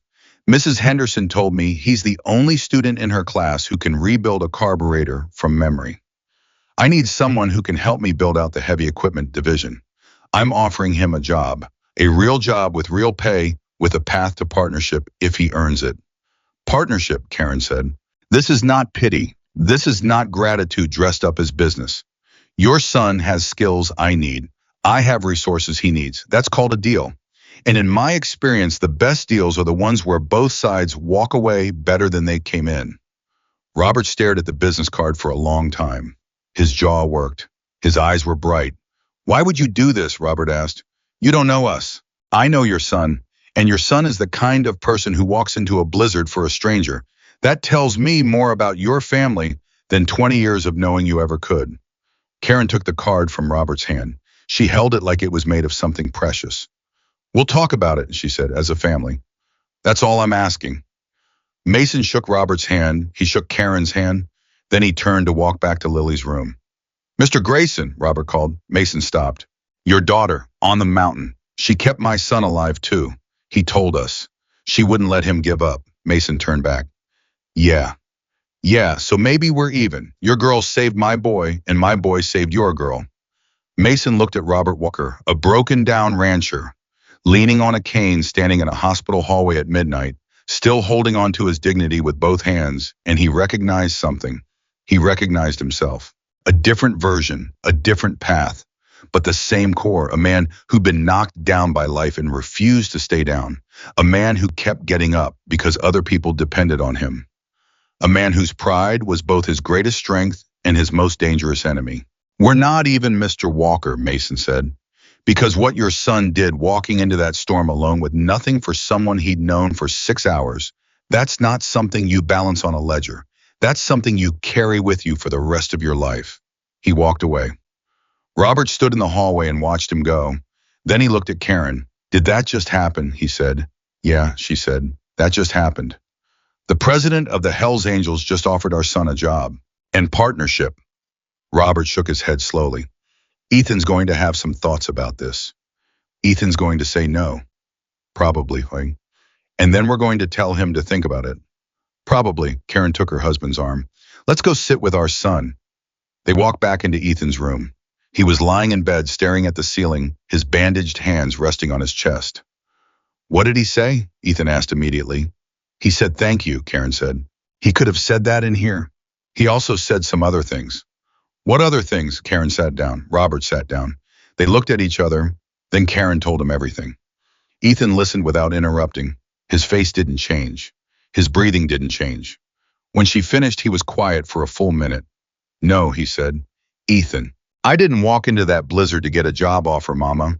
I did it because it was the right thing to do. If I take something from him now, it turns the whole thing into a transaction. And it wasn't a transaction, it was a choice.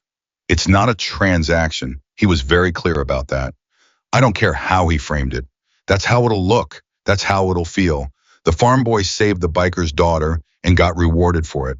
That's not what happened, and that's not what it was. Robert leaned forward. Son, listen to me. I know your pride. I know where it comes from because it comes from me and it comes from my father before me. And I'm telling you from a man who let his pride keep him from asking for help when he should have asked. Sometimes the bravest thing you can do is accept a hand. Dad, I'm not finished. This ranch is dying, Ethan. You know it. I know it. Your mother knows it. We are 3 months behind on the mortgage, and the bank isn't going to wait forever. You are 20 years old, and you are killing yourself trying to hold together something that is falling apart.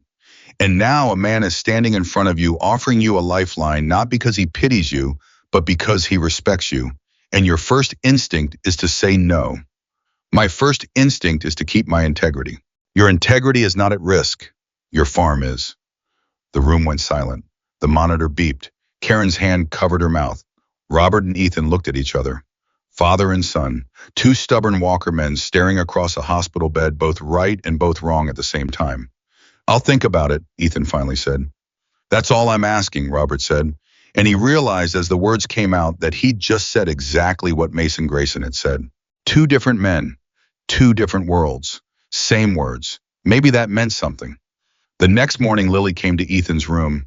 She walked in slowly, wearing a hospital robe over her clothes, her blonde hair pulled back. Her cheeks still pale, but her eyes alive. So alive. After everything, after the storm and the cold, and the longest night either of them would ever live through, her eyes were alive. Hey, she said from the doorway. Hey, can I come in? You walked through a blizzard with me. I think you can come into my hospital room. She smiled. It was small and tired, and it was the most beautiful thing Ethan had ever seen. She sat in the chair beside his bed. She looked at his hands. How are they? She asked. Right hand's going to be fine. Left hand is still a question mark. Which fingers? Pinky and ring finger. She reached out and touched his bandaged left hand gently, like she was touching something sacred. These hands saved my life, she said. These hands build fences and feed cows. Saving your life was a side project, she laughed. That same surprise laugh from the bus, the one that sounded like she'd forgotten she was allowed to make that sound. My dad talked to your parents, she said. I heard. And I said no. Lily nodded slowly. I figured you would. You're not going to try to talk me into it. No, because I know why you said no, and the reason is the same reason you came for me in the storm. Because you don't do things for what you get out of them. You do them because they're right. Ethan looked at her. You understand that? Ethan, I grew up with people assuming everything about me based on my father's name. You think I don't understand doing the right thing and getting judged for it anyway? He was quiet. But I'm going to say one thing, she continued, and then I'll shut up about it forever. Okay. My dad isn't offering you something because of what you did. He's offering you something because of who you are. There's a difference. And if you can't see that difference, then you're not as smart as I thought you were on that bus. She squeezed his hand. He winced. She loosened her grip. Sorry. It's fine. Liar. Okay, it hurts. Happy. Thrilled. They sat together in the quiet of the hospital room. The monitors beeped. The hallway hummed. And two 20-year-olds who had walked through the worst night of their lives together sat in the gentle, uncertain morning of whatever came next. Lily. Yeah, thank you for keeping me awake, for not letting me close my eyes, for doing what you did. You would have done the same for me. Oh, wait, you literally did. I'm serious. I know you are. She looked at him, and her eyes were shining, and she said, nobody ever came for me before Ethan. My whole life, when things got hard, nobody came. You were the first person who ever came. He held her gaze. Then everyone else was wrong. About what? About you, about your dad, about everything. They were wrong, Lily, and I'm glad I was stubborn enough to prove it. She didn't say anything else. She just held his hand, his broken, bandaged, frostbitten hand, and she held it like it was the most valuable thing in the world. Because to her it was. 48 hours later, Dr. Huang walked into Ethan's room with the results of the latest circulation tests. Karen and Robert stood up. Ethan sat up straight. "Give it to me straight, Doc," he said. Dr. Huang looked at her chart. Then she looked at Ethan. And then she did something she rarely did in these situations. She smiled. "Blood flow has returned to both fingers. The tissue is responding. We're seeing pink. We're seeing warmth. We're seeing sensation. Ethan, you're going to keep your fingers." Karen collapsed into the chair behind her. Robert grabbed the bed rail and held on. Ethan stared at Dr. Huang and blinked 3 times fast, like his brain was refusing to process good news because it had been trained to expect bad. "All of them," he said, "all of them. Full recovery, 6 to 8 weeks of rehabilitation, and you'll be back to work." "He'll be back to work in 4, Robert said from behind Karen. "He'll be back to work when I say he's ready," Dr. Huang said firmly, looking at Robert with an expression that made it clear she'd dealt with stubborn ranchers before. Ethan fell back against his pillow. He put his bandaged hands over his face. His shoulders shook once, twice. He wasn't crying. Ethan Walker did not cry.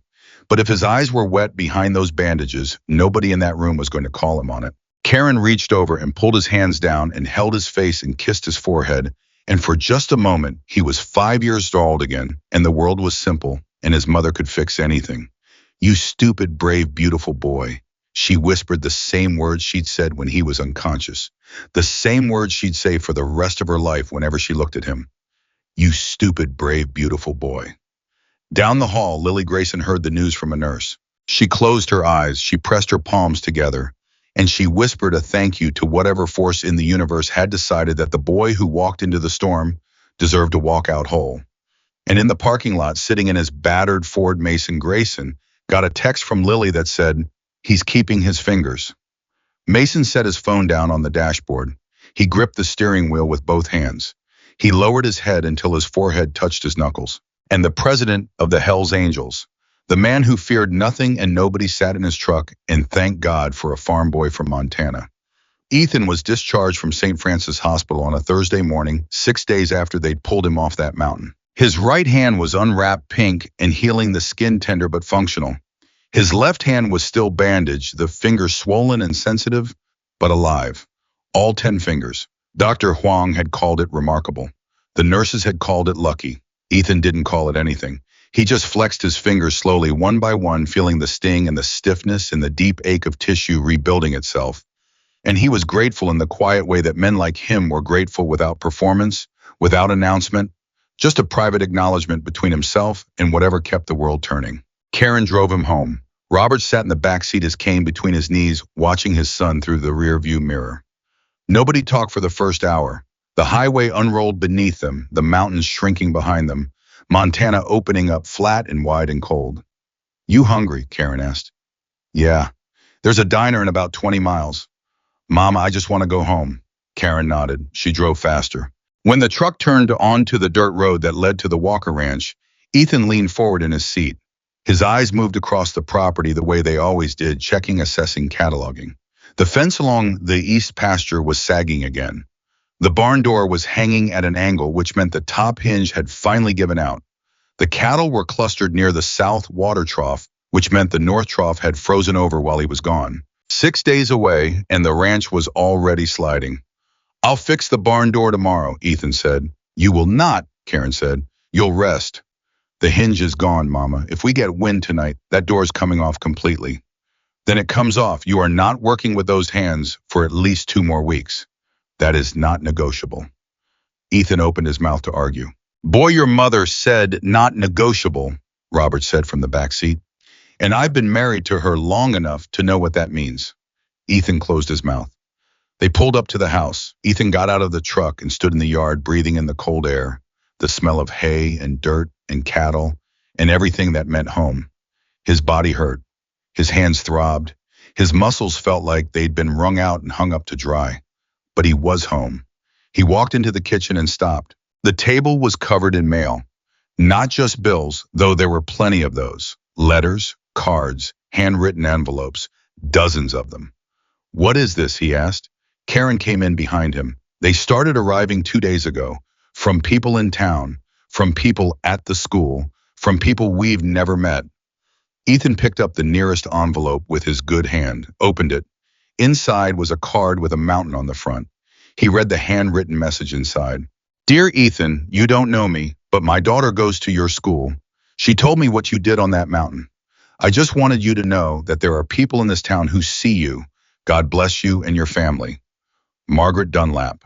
He set it down, picked up another one. Ethan, I've lived in this valley for 40 years, and I've never heard of anyone doing what you did.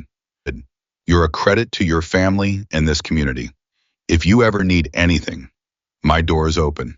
Jim Blackwell, Blackwell Feed and Supply. Another one.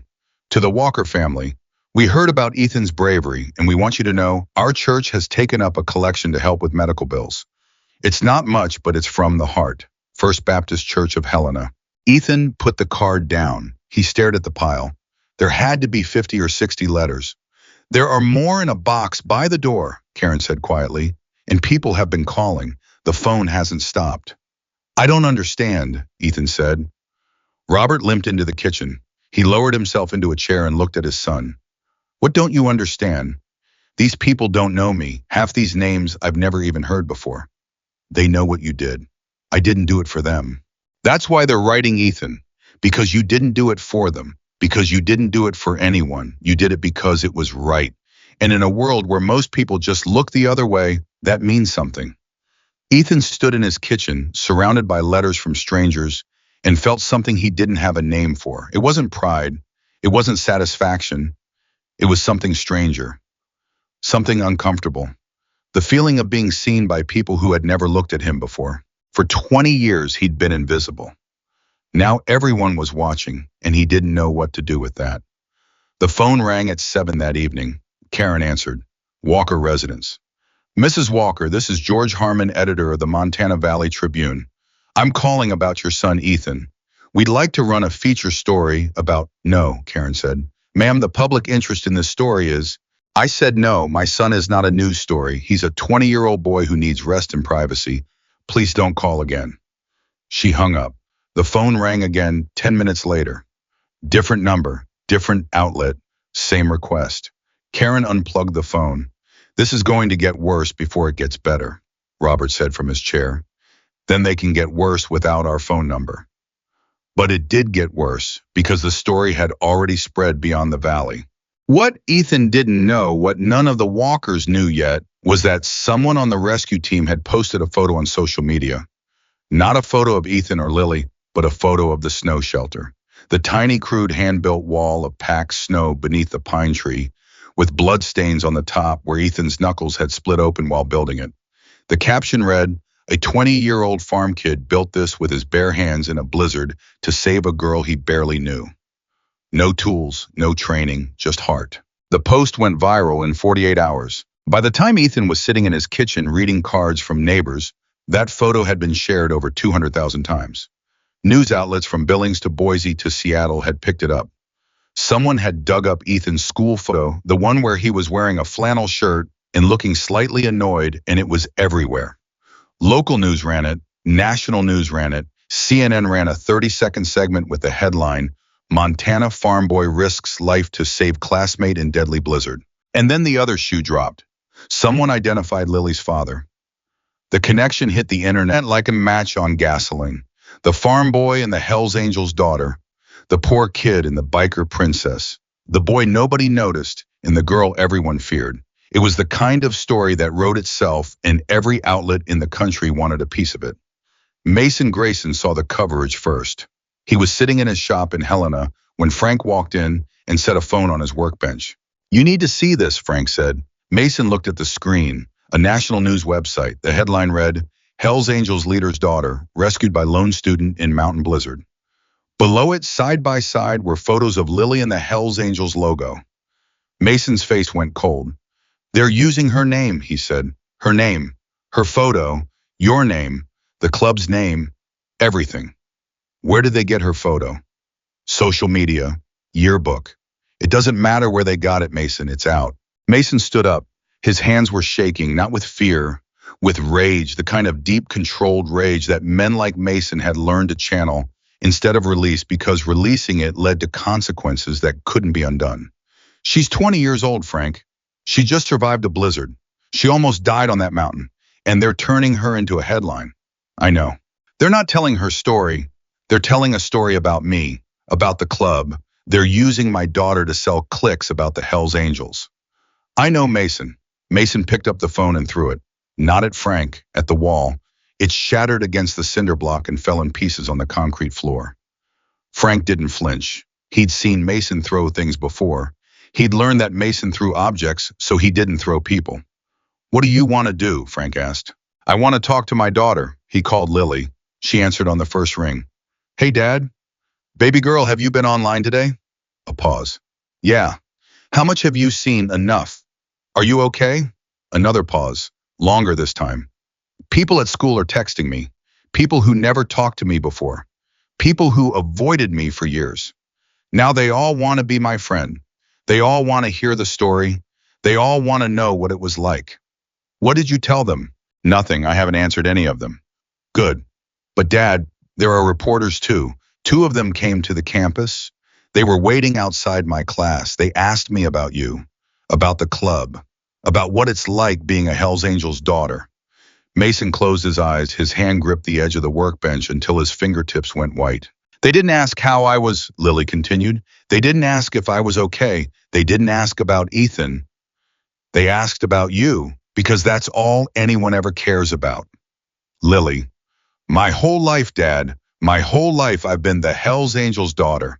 Not Lily, not a person, not a girl who wants to be a veterinarian and reads Hemingway and volunteers at animal shelters. Just the daughter of the scary biker. And now the whole country knows, and it's never going away. Her voice broke on the last word. Mason pressed the phone against his ear and wished with everything in him that he could reach through it and hold her. I'm coming to get you. Dad, you don't have to. I'm coming to get you, Lily, right now. Pack a bag. You're staying with me until this dies down. It's not going to die down. Then you're staying with me until it does, however long that takes. He drove to her campus. He walked into her dorm building, a 48-year-old Hells Angels president walking through a college dormitory, and the students in the hallway parted like water around a rock. Some of them stared. Some of them pulled out their phones. One kid actually took a picture. Mason ignored all of it. He walked to Lily's room, knocked twice, and when she opened the door, he saw her face and everything else in the world ceased to exist. She'd been crying. Her eyes were swollen. Her jaw was set in that defiant way she'd inherited from him, the way that said she was holding herself together by sheer willpower. Hey, baby girl, he said. She walked into his arms. She pressed her face against his chest, and she let go of every ounce of control she'd been maintaining. Mason held her. He held her the way he'd held her when she was 3 and her mother had left, the way he'd held her when she was 10 and came home from a birthday party she hadn't been invited to, but showed up at anyway because she hadn't understood yet that the invitation wasn't coming.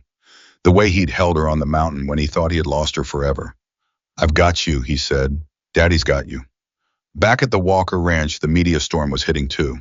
Ethan found out about the viral photo from his neighbor, an old rancher named Dale Patterson who drove over with a casserole and a concerned look on his face.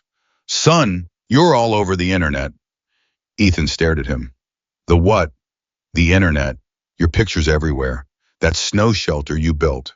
They're calling you a hero. I'm not a hero. Well, the internet thinks different. The internet can think whatever it wants. I've got a barn door to fix. Your mother said you're not fixing anything. My mother says a lot of things. Dale sat down at the kitchen table. He was 72 years old, a Vietnam veteran, and he'd known the Walker family for 30 years. He spoke with the careful bluntness of a man who'd earned the right to say what he thought. Ethan, listen to me. I know you don't want attention. I know that's not who you are. But this story is bigger than you now. People are talking, and not just people in town. People everywhere. Reporters are going to come. Cameras are going to come. And you need to decide right now how you're going to handle it. I'm going to ignore it. You can try, but ignoring a flood doesn't stop it from rising. Then what do you suggest?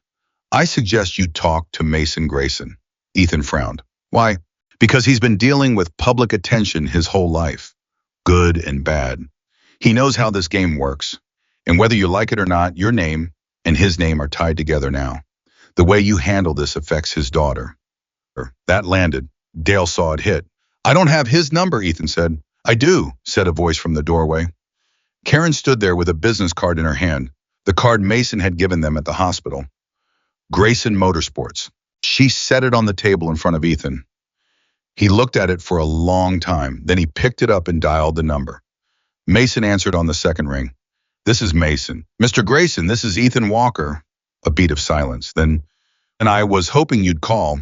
Yes, sir. I think we need to talk. I think you're right. Can you come to Helena? My mom won't let me drive with my hands like this. Then I'll come to you. Give me your address. Mr. Grayson, you don't have to drive all the way. Kid, give me your address. Ethan gave him the address. Mason arrived at the Walker Ranch 4 hours later. He pulled up in his Ford, got out, and stood in the yard, looking at the property. He didn't judge it. He recognized it. The sagging fences, the weathered barn, the house that needed a new roof. He'd grown up in a place like this, not a ranch, but close enough. A hardscrabble property on the edge of a town that didn't want him held together by the stubbornness of people who refused to leave. Ethan met him on the porch. They shook hands carefully because of Ethan's bandages. Thanks for coming, Ethan said. Thanks for calling. They sat on the porch steps. Karen brought coffee. Mason thanked her. She went back inside and closed the door, giving them privacy. For a while, neither of them spoke.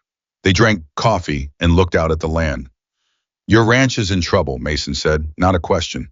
Yes, sir. How bad? 3 months behind on the mortgage. The bank sent a notice last week. We've got until the end of February to catch up, or they start foreclosure proceedings. How much? Ethan hesitated. This was the hardest thing he'd ever been asked to say out loud. Not because the number was embarrassing, because saying it out loud made it real. $14,000.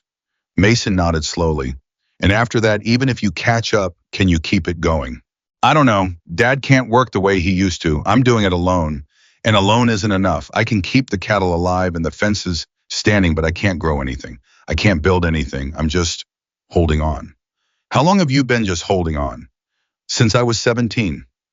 Mason set his coffee down. He turned to face Ethan directly. I'm going to say something, and I need you to hear all of it before you respond. Can you do that? Yes, sir. My daughter is the most important thing in my life. She is the only reason I get up in the morning. She is the only reason I do anything. And you saved her life. I know you said you didn't do it for a reward. I know you said you don't want charity. I respect that. I respect you for it. But I need you to understand something about me. He paused. In my world, debts are real. They're not abstract. They're not symbolic. When someone does something for you, you owe them. And when someone saves your child's life, that debt doesn't have a dollar amount. It doesn't expire. It doesn't go away because the other person says they don't want it. Mr. Grayson, I said hear all of it. Ethan closed his mouth. I made you a job offer at the hospital. You said no. I understand why you said no. Your pride told you it would turn what you did into a transaction. But I'm going to ask you to look at this from a different angle. Mason leaned forward. If your father was healthy, if your ranch was thriving, if you had everything you needed and I offered you a job, you'd evaluate it on its merits. You'd ask yourself, is this a good opportunity? Can I learn from this man? Can I build something here? You'd look at the job, not the circumstances around it. That's different. Why? Because you're struggling. Because you need help that makes it worse to accept an opportunity. Mason shook his head. Ethan, pride is a good thing until it isn't. And the line between pride and stubbornness is thinner than you think. Ethan looked at his bandaged hands. He flexed his fingers one by one. The sting was sharp, insistent, real. I've built something real in Helena, Mason continued. Grayson Motorsports isn't a front. It isn't a clubhouse project. It's a legitimate business that I built from the ground up. I employ 12 people. I pay taxes. I have contracts with 4 dealerships. And I'm trying to expand into heavy equipment because there's a market for it in this state, and I don't have anyone who knows that world. And you think I know it? You've been maintaining farm equipment since you were a teenager. You rebuilt a John Deere tractor engine when you were 16. Yeah, Mrs. Henderson told me that story. You can troubleshoot a diesel in your sleep. And more importantly, you work harder than anyone I have ever met. That's not gratitude talking. That's a business assessment. Ethan was quiet. The coffee was getting cold in his hands. I'm not asking you to abandon your ranch, Mason said. I'm asking you to come work 3 days a week in Helena. Learn the business. Build skills. Earn real money you can put back into this property. And if it doesn't work out, you walk away. No strings, no obligations, no debt. And the mortgage, Mason reached into his coat and pulled out a folded piece of paper. He unfolded it and handed it to Ethan. It was a check, $14,000, made out to Walker Family Trust. Ethan stared at it, his throat tightened. That is not charity, Mason said firmly. That is an advance on 6 months of salary. You'll earn every cent of it. And if you don't believe me, you can ask any of the 12 people who work for me whether I let anyone slide. You wrote this before you got here. I wrote it the night you saved my daughter. I've been carrying it ever since, waiting for you to be ready. Ethan held the check. His hands were shaking and it wasn't from the cold. My dad told me that sometimes the bravest thing you can do is accept a hand. Your dad's a smart man. He'll say the same thing about you, which is going to confuse the hell out of him. Mason's mouth twitched, almost a smile, not quite, but close. Ethan folded the check and put it in his shirt pocket. He looked at Mason. 3 days a week. 3 days a week. And I can still run the ranch. I'll adjust your schedule around your ranch work. I know what early mornings look like. And Lily, Mason raised an eyebrow. What about Lily? She's your daughter. I work for you and she's your daughter. That's complicated. Ethan, my daughter, is a grown woman who makes her own decisions. And based on what I've seen, she's made a pretty good one. Ethan looked at him sharply. A good what? A good decision about who to trust. The air between them held something neither of them named. Okay, Ethan said. Okay, what? Okay, I'll take the job. Mason extended his hand. Ethan took it. They shook and the grip was firm on both sides, careful of Ethan's bandages, but firm in everything that mattered. One condition, Ethan said. Name it. The media, the reporters, the cameras. I don't want any of it. I don't want to be on the news. I don't want to be a story. If people come to the ranch, I need them gone. I can handle that. How? Mason looked at him with an expression that was equal parts amusement and something darker. Ethan, I'm the president of the Hells Angels. When I tell people to go away, they go away. For the first time since they'd met, Ethan Walker laughed. A real full laugh that came from somewhere deep in his chest, a place that hadn't been reached in months, maybe years. Mason watched him laugh and felt something loosen in his own chest. Something old and hard and tight. Something that had been there since the night he'd gotten the phone call about Lily. Maybe longer. Maybe since the day Lily's mother had left and he'd realized he was going to raise a daughter alone, and he had no idea how. He'd spent 20 years building walls around his heart, around his club, around his daughter. He'd built them out of leather and reputation and the willingness to be feared if that was what it took to protect the people he loved. And now a 20-year-old farm boy with bandaged hands and a broken-down ranch had walked right through those walls like they weren't even there. Mason stood up. Ethan stood up. Monday, Mason said, 7 a.m. The shop address is on the card. I'll be there at 6:30. Of course you will. Mason walked to his truck. He opened the door. Then he stopped. Ethan. Yes, sir.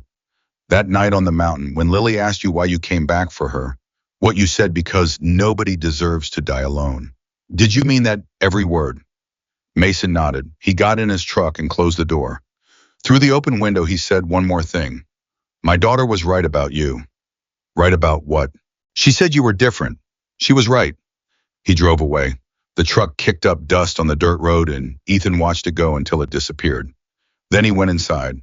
Karen and Robert were sitting at the kitchen table trying very hard to look like they hadn't been listening through the window. Ethan pulled the check out of his pocket and set it on the table between them. Karen looked at it. Her hand went to her mouth. Robert picked it up. Read the amount. Read it again. Set it down carefully like it might break. He called it an advance on salary, Ethan said. I start Monday. Karen stood up. She walked around the table and hugged her son so hard he grunted. Easy, Mama, the ribs are still sore. She didn't let go. She held him and she cried, and this time she didn't try to stop it because sometimes the strongest thing a person can do is let the tears come. Robert reached across the table and put his hand on the check. He smoothed it flat with his palm. He stared at it for a long time. $14,000, he said quietly. I'm going to earn every cent, Ethan said. Robert looked up at his son. His eyes were full, but his voice was steady.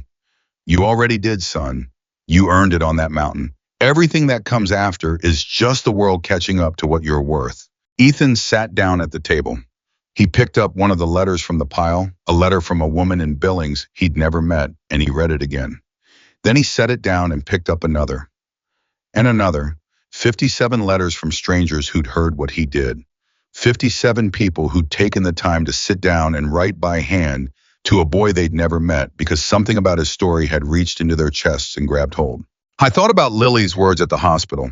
My dad isn't offering you something because of what you did. He's offering you something because of who you are. Maybe she was right. Maybe the world wasn't dividing into people who helped and people who watched. Maybe it was dividing into people who were willing to be seen and people who weren't. And maybe after 20 years of being invisible, Ethan Walker was finally ready to be seen. The phone rang. Karen looked at it like it was a snake. If it's a reporter, she started. I'll get it, Ethan said. He picked up the phone. Hello, Ethan, it's Lily. His grip tightened on the phone. Hey, my dad just called me. He said you took the job. Yeah. And the check, yeah. She was quiet for a moment. He could hear her breathing. How do you feel? She asked. He thought about it. Really thought about it. Scared, he said. Scared of what? Scared that everything's changing. Scared that it's changing fast. Scared that I don't know how to be anything other than the kid who gets up at 4:15 and holds things together. Maybe you don't have to be anything other than that. Maybe you just have to let other people help you hold. That's the hard part. I know, believe me, I know. They listened to each other breathe. Two people on opposite ends of a phone line connected by a night on a mountain that had changed both of them in ways they were still discovering. Ethan. Yeah. I'm glad you picked up the phone. I'm glad you called. I'll always call. He held the phone against his ear and closed his eyes, and the kitchen was warm, and his mother was crying, and his father was holding a check that would save their ranch, and somewhere in Helena, a girl he'd walked through a blizzard for was on the other end of the line, and the world felt different than it had 6 days ago. Not easier, just different. And for the first time in 3 years, Ethan Walker felt something he'd almost forgotten how to feel. Hope. Ethan showed up at Grayson Motorsports at 6:28 on Monday morning. The shop was dark. The parking lot was empty. The sign above the roll-up door read Grayson Motorsports Custom Builds and Repair in block letters that had faded from years of Montana sun. Ethan parked his truck, his father's truck, technically the one with the bald tires and the heater that barely worked, and sat behind the wheel staring at the building. His hands were still bandaged. His left pinky and ring finger throbbed with a deep, persistent ache that he was learning to ignore the way he'd learned to ignore everything else that hurt. You don't fight pain. You make room for it. You work around it. You keep going. At 6:45, a motorcycle rumbled into the lot. Then another. Then 3 more. 5 men in leather vests parked in a row and walked toward the shop. They saw Ethan's truck and stopped. One of them, a tall, lean man with a gray ponytail and a face that looked like it had been carved out of granite, walked over and tapped on Ethan's window. Ethan rolled it down. You the kid? The man asked. Depends on which kid you mean. The Blizzard kid. Walker. That's me. The man studied him, long and hard. The way a mechanic looks at an engine he hasn't decided to trust yet. I'm Ray. I run the floor. Mason told me about you. Yes, sir. Don't call me sir. I work for a living. He looked at Ethan's bandaged hands. Can you hold a wrench? I can hold anything. Ray's mouth twitched. We'll see about that. Come on. Ethan got out of the truck and followed Ray inside. The other men watched him walk past. Nobody said hello. Nobody smiled. Nobody offered a handshake. They just watched. Ethan understood. He was being measured. Every step, every word, every reaction was a test. These men had spent their lives in a world where trust was earned in inches, and a stranger, especially a stranger who'd been handed a job by the president, was guilty until proven otherwise. I didn't try to win them over. He didn't smile too much or talk too much or ask questions he didn't need answered. He just followed Ray to a workstation, looked at the disassembled motorcycle engine on the bench and said, What do you need done? Ray pointed at the engine. Rebuild it. What model? 1998 Harley-Davidson Sportster, 1800 cc's. The owner says it's been knocking for 6 months. Find the problem. Fix it. Tools. Ray pointed at a rolling chest. Everything you need is in there. If it's not, ask. Ethan opened the chest. Wrenches, sockets, torque bars, gasket scrapers, all well used, all well maintained. A mechanic's tools said everything about the mechanic. These tools were clean and organized. Ray kept a tight shop. Ethan picked up a socket wrench with his right hand. His grip was strong. His left hand was weaker, the bandaged fingers clumsy, but he compensated by using his palm and his wrist for leverage. It wasn't pretty, but it worked. He started disassembling the engine. Ray watched from across the shop. He watched the way Ethan worked, methodical, quiet, efficient. No wasted movements, no hesitation. The kid knew his way around an engine. That much was clear within the first 10 minutes. But it was more than skill. It was attitude. The kid didn't rush. He didn't show off. He didn't look around to see if anyone was watching him. He just worked. Head down, hands moving, focus absolute. At 9:15, Mason walked in, and he scanned the shop, found Ethan at the workstation, and watched him for a full minute without announcing himself. Then he walked over to Ray. "How's the kid?" he asked quietly. Ray didn't look up from his own work. He found the knock in 20 minutes. What was it? Worn piston rings. He's already got the cylinder pulled. Mason nodded. And what? What do you think of him? Ray set down his wrench. He looked at Mason with the honesty that 30 years of friendship had earned him. "I think he's the real thing. I think he works like a man twice his age. And I think if you don't screw this up, he'll be the best hire you've ever made." Mason clapped Ray on the shoulder. "Don't tell him that. He'll get a swollen head. That kid, he couldn't get a swollen head if you pumped it full of helium." Mason walked over to Ethan's station. Ethan looked up, nodded once, and went back to work. "How are the hands?" Mason asked. "Working. Pain manageable. You need a break, you take a break." "I don't need a break." "Ethan." "Mr. Grayson." Mason looked at him. Ethan looked back. Two stubborn men staring at each other across a workbench. "If your hands start bleeding through the bandages, you stop. That's not a request." "Yes, sir." "And stop calling me, sir." "Yes, sir." The corner of Ethan's mouth moved, just barely, and Mason turned away before the kid could see him almost smile. The weeks passed. Ethan drove to Helena 3 days a week, worked 8 hours at the shop, then drove home and worked the ranch until dark. His days started at 4:15 and ended when his body couldn't move anymore.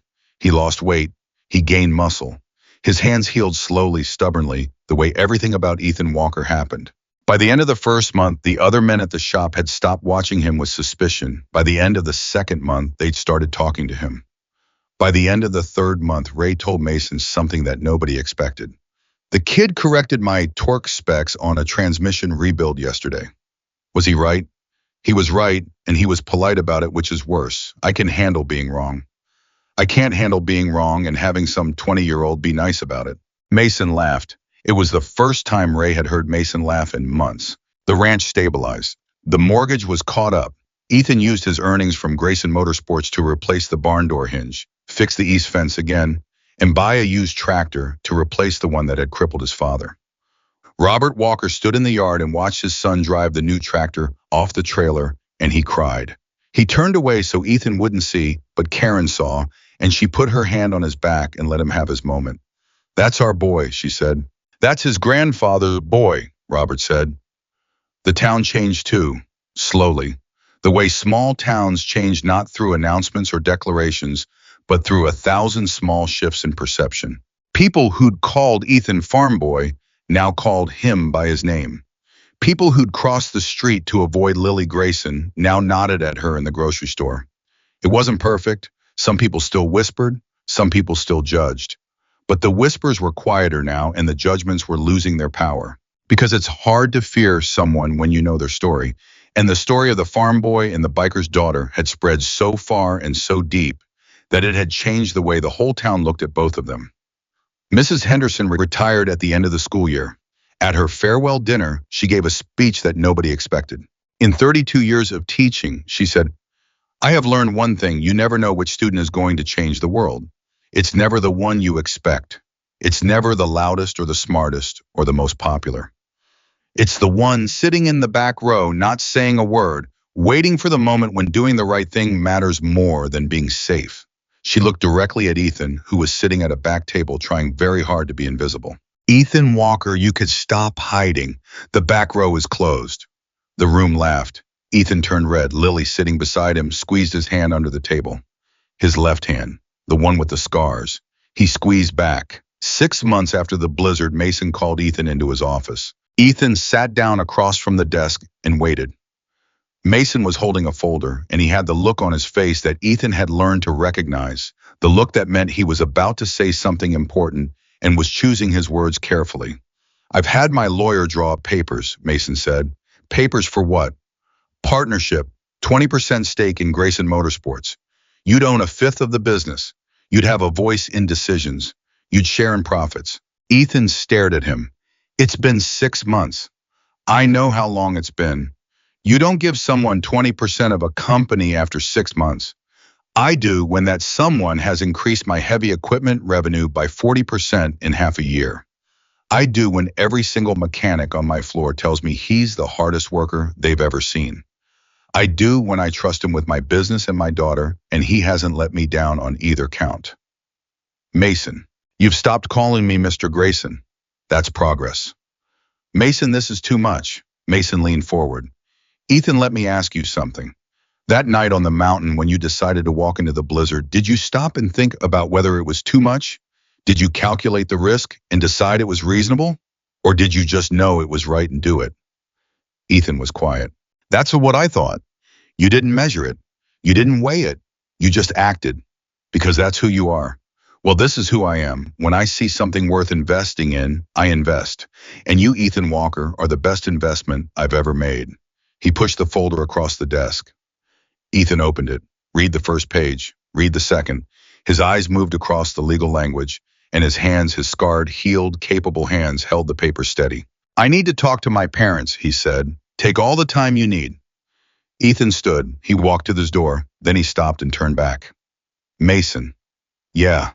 Your daughter told me once that you learned how to braid her hair from a YouTube video when she was little, after her mom left." Mason's face went very still. "She told me that," Ethan said. "And that's the moment I knew everything they said about you was wrong. Because a man who sits on a bathroom floor learning to braid his daughter's hair isn't the man they think you are.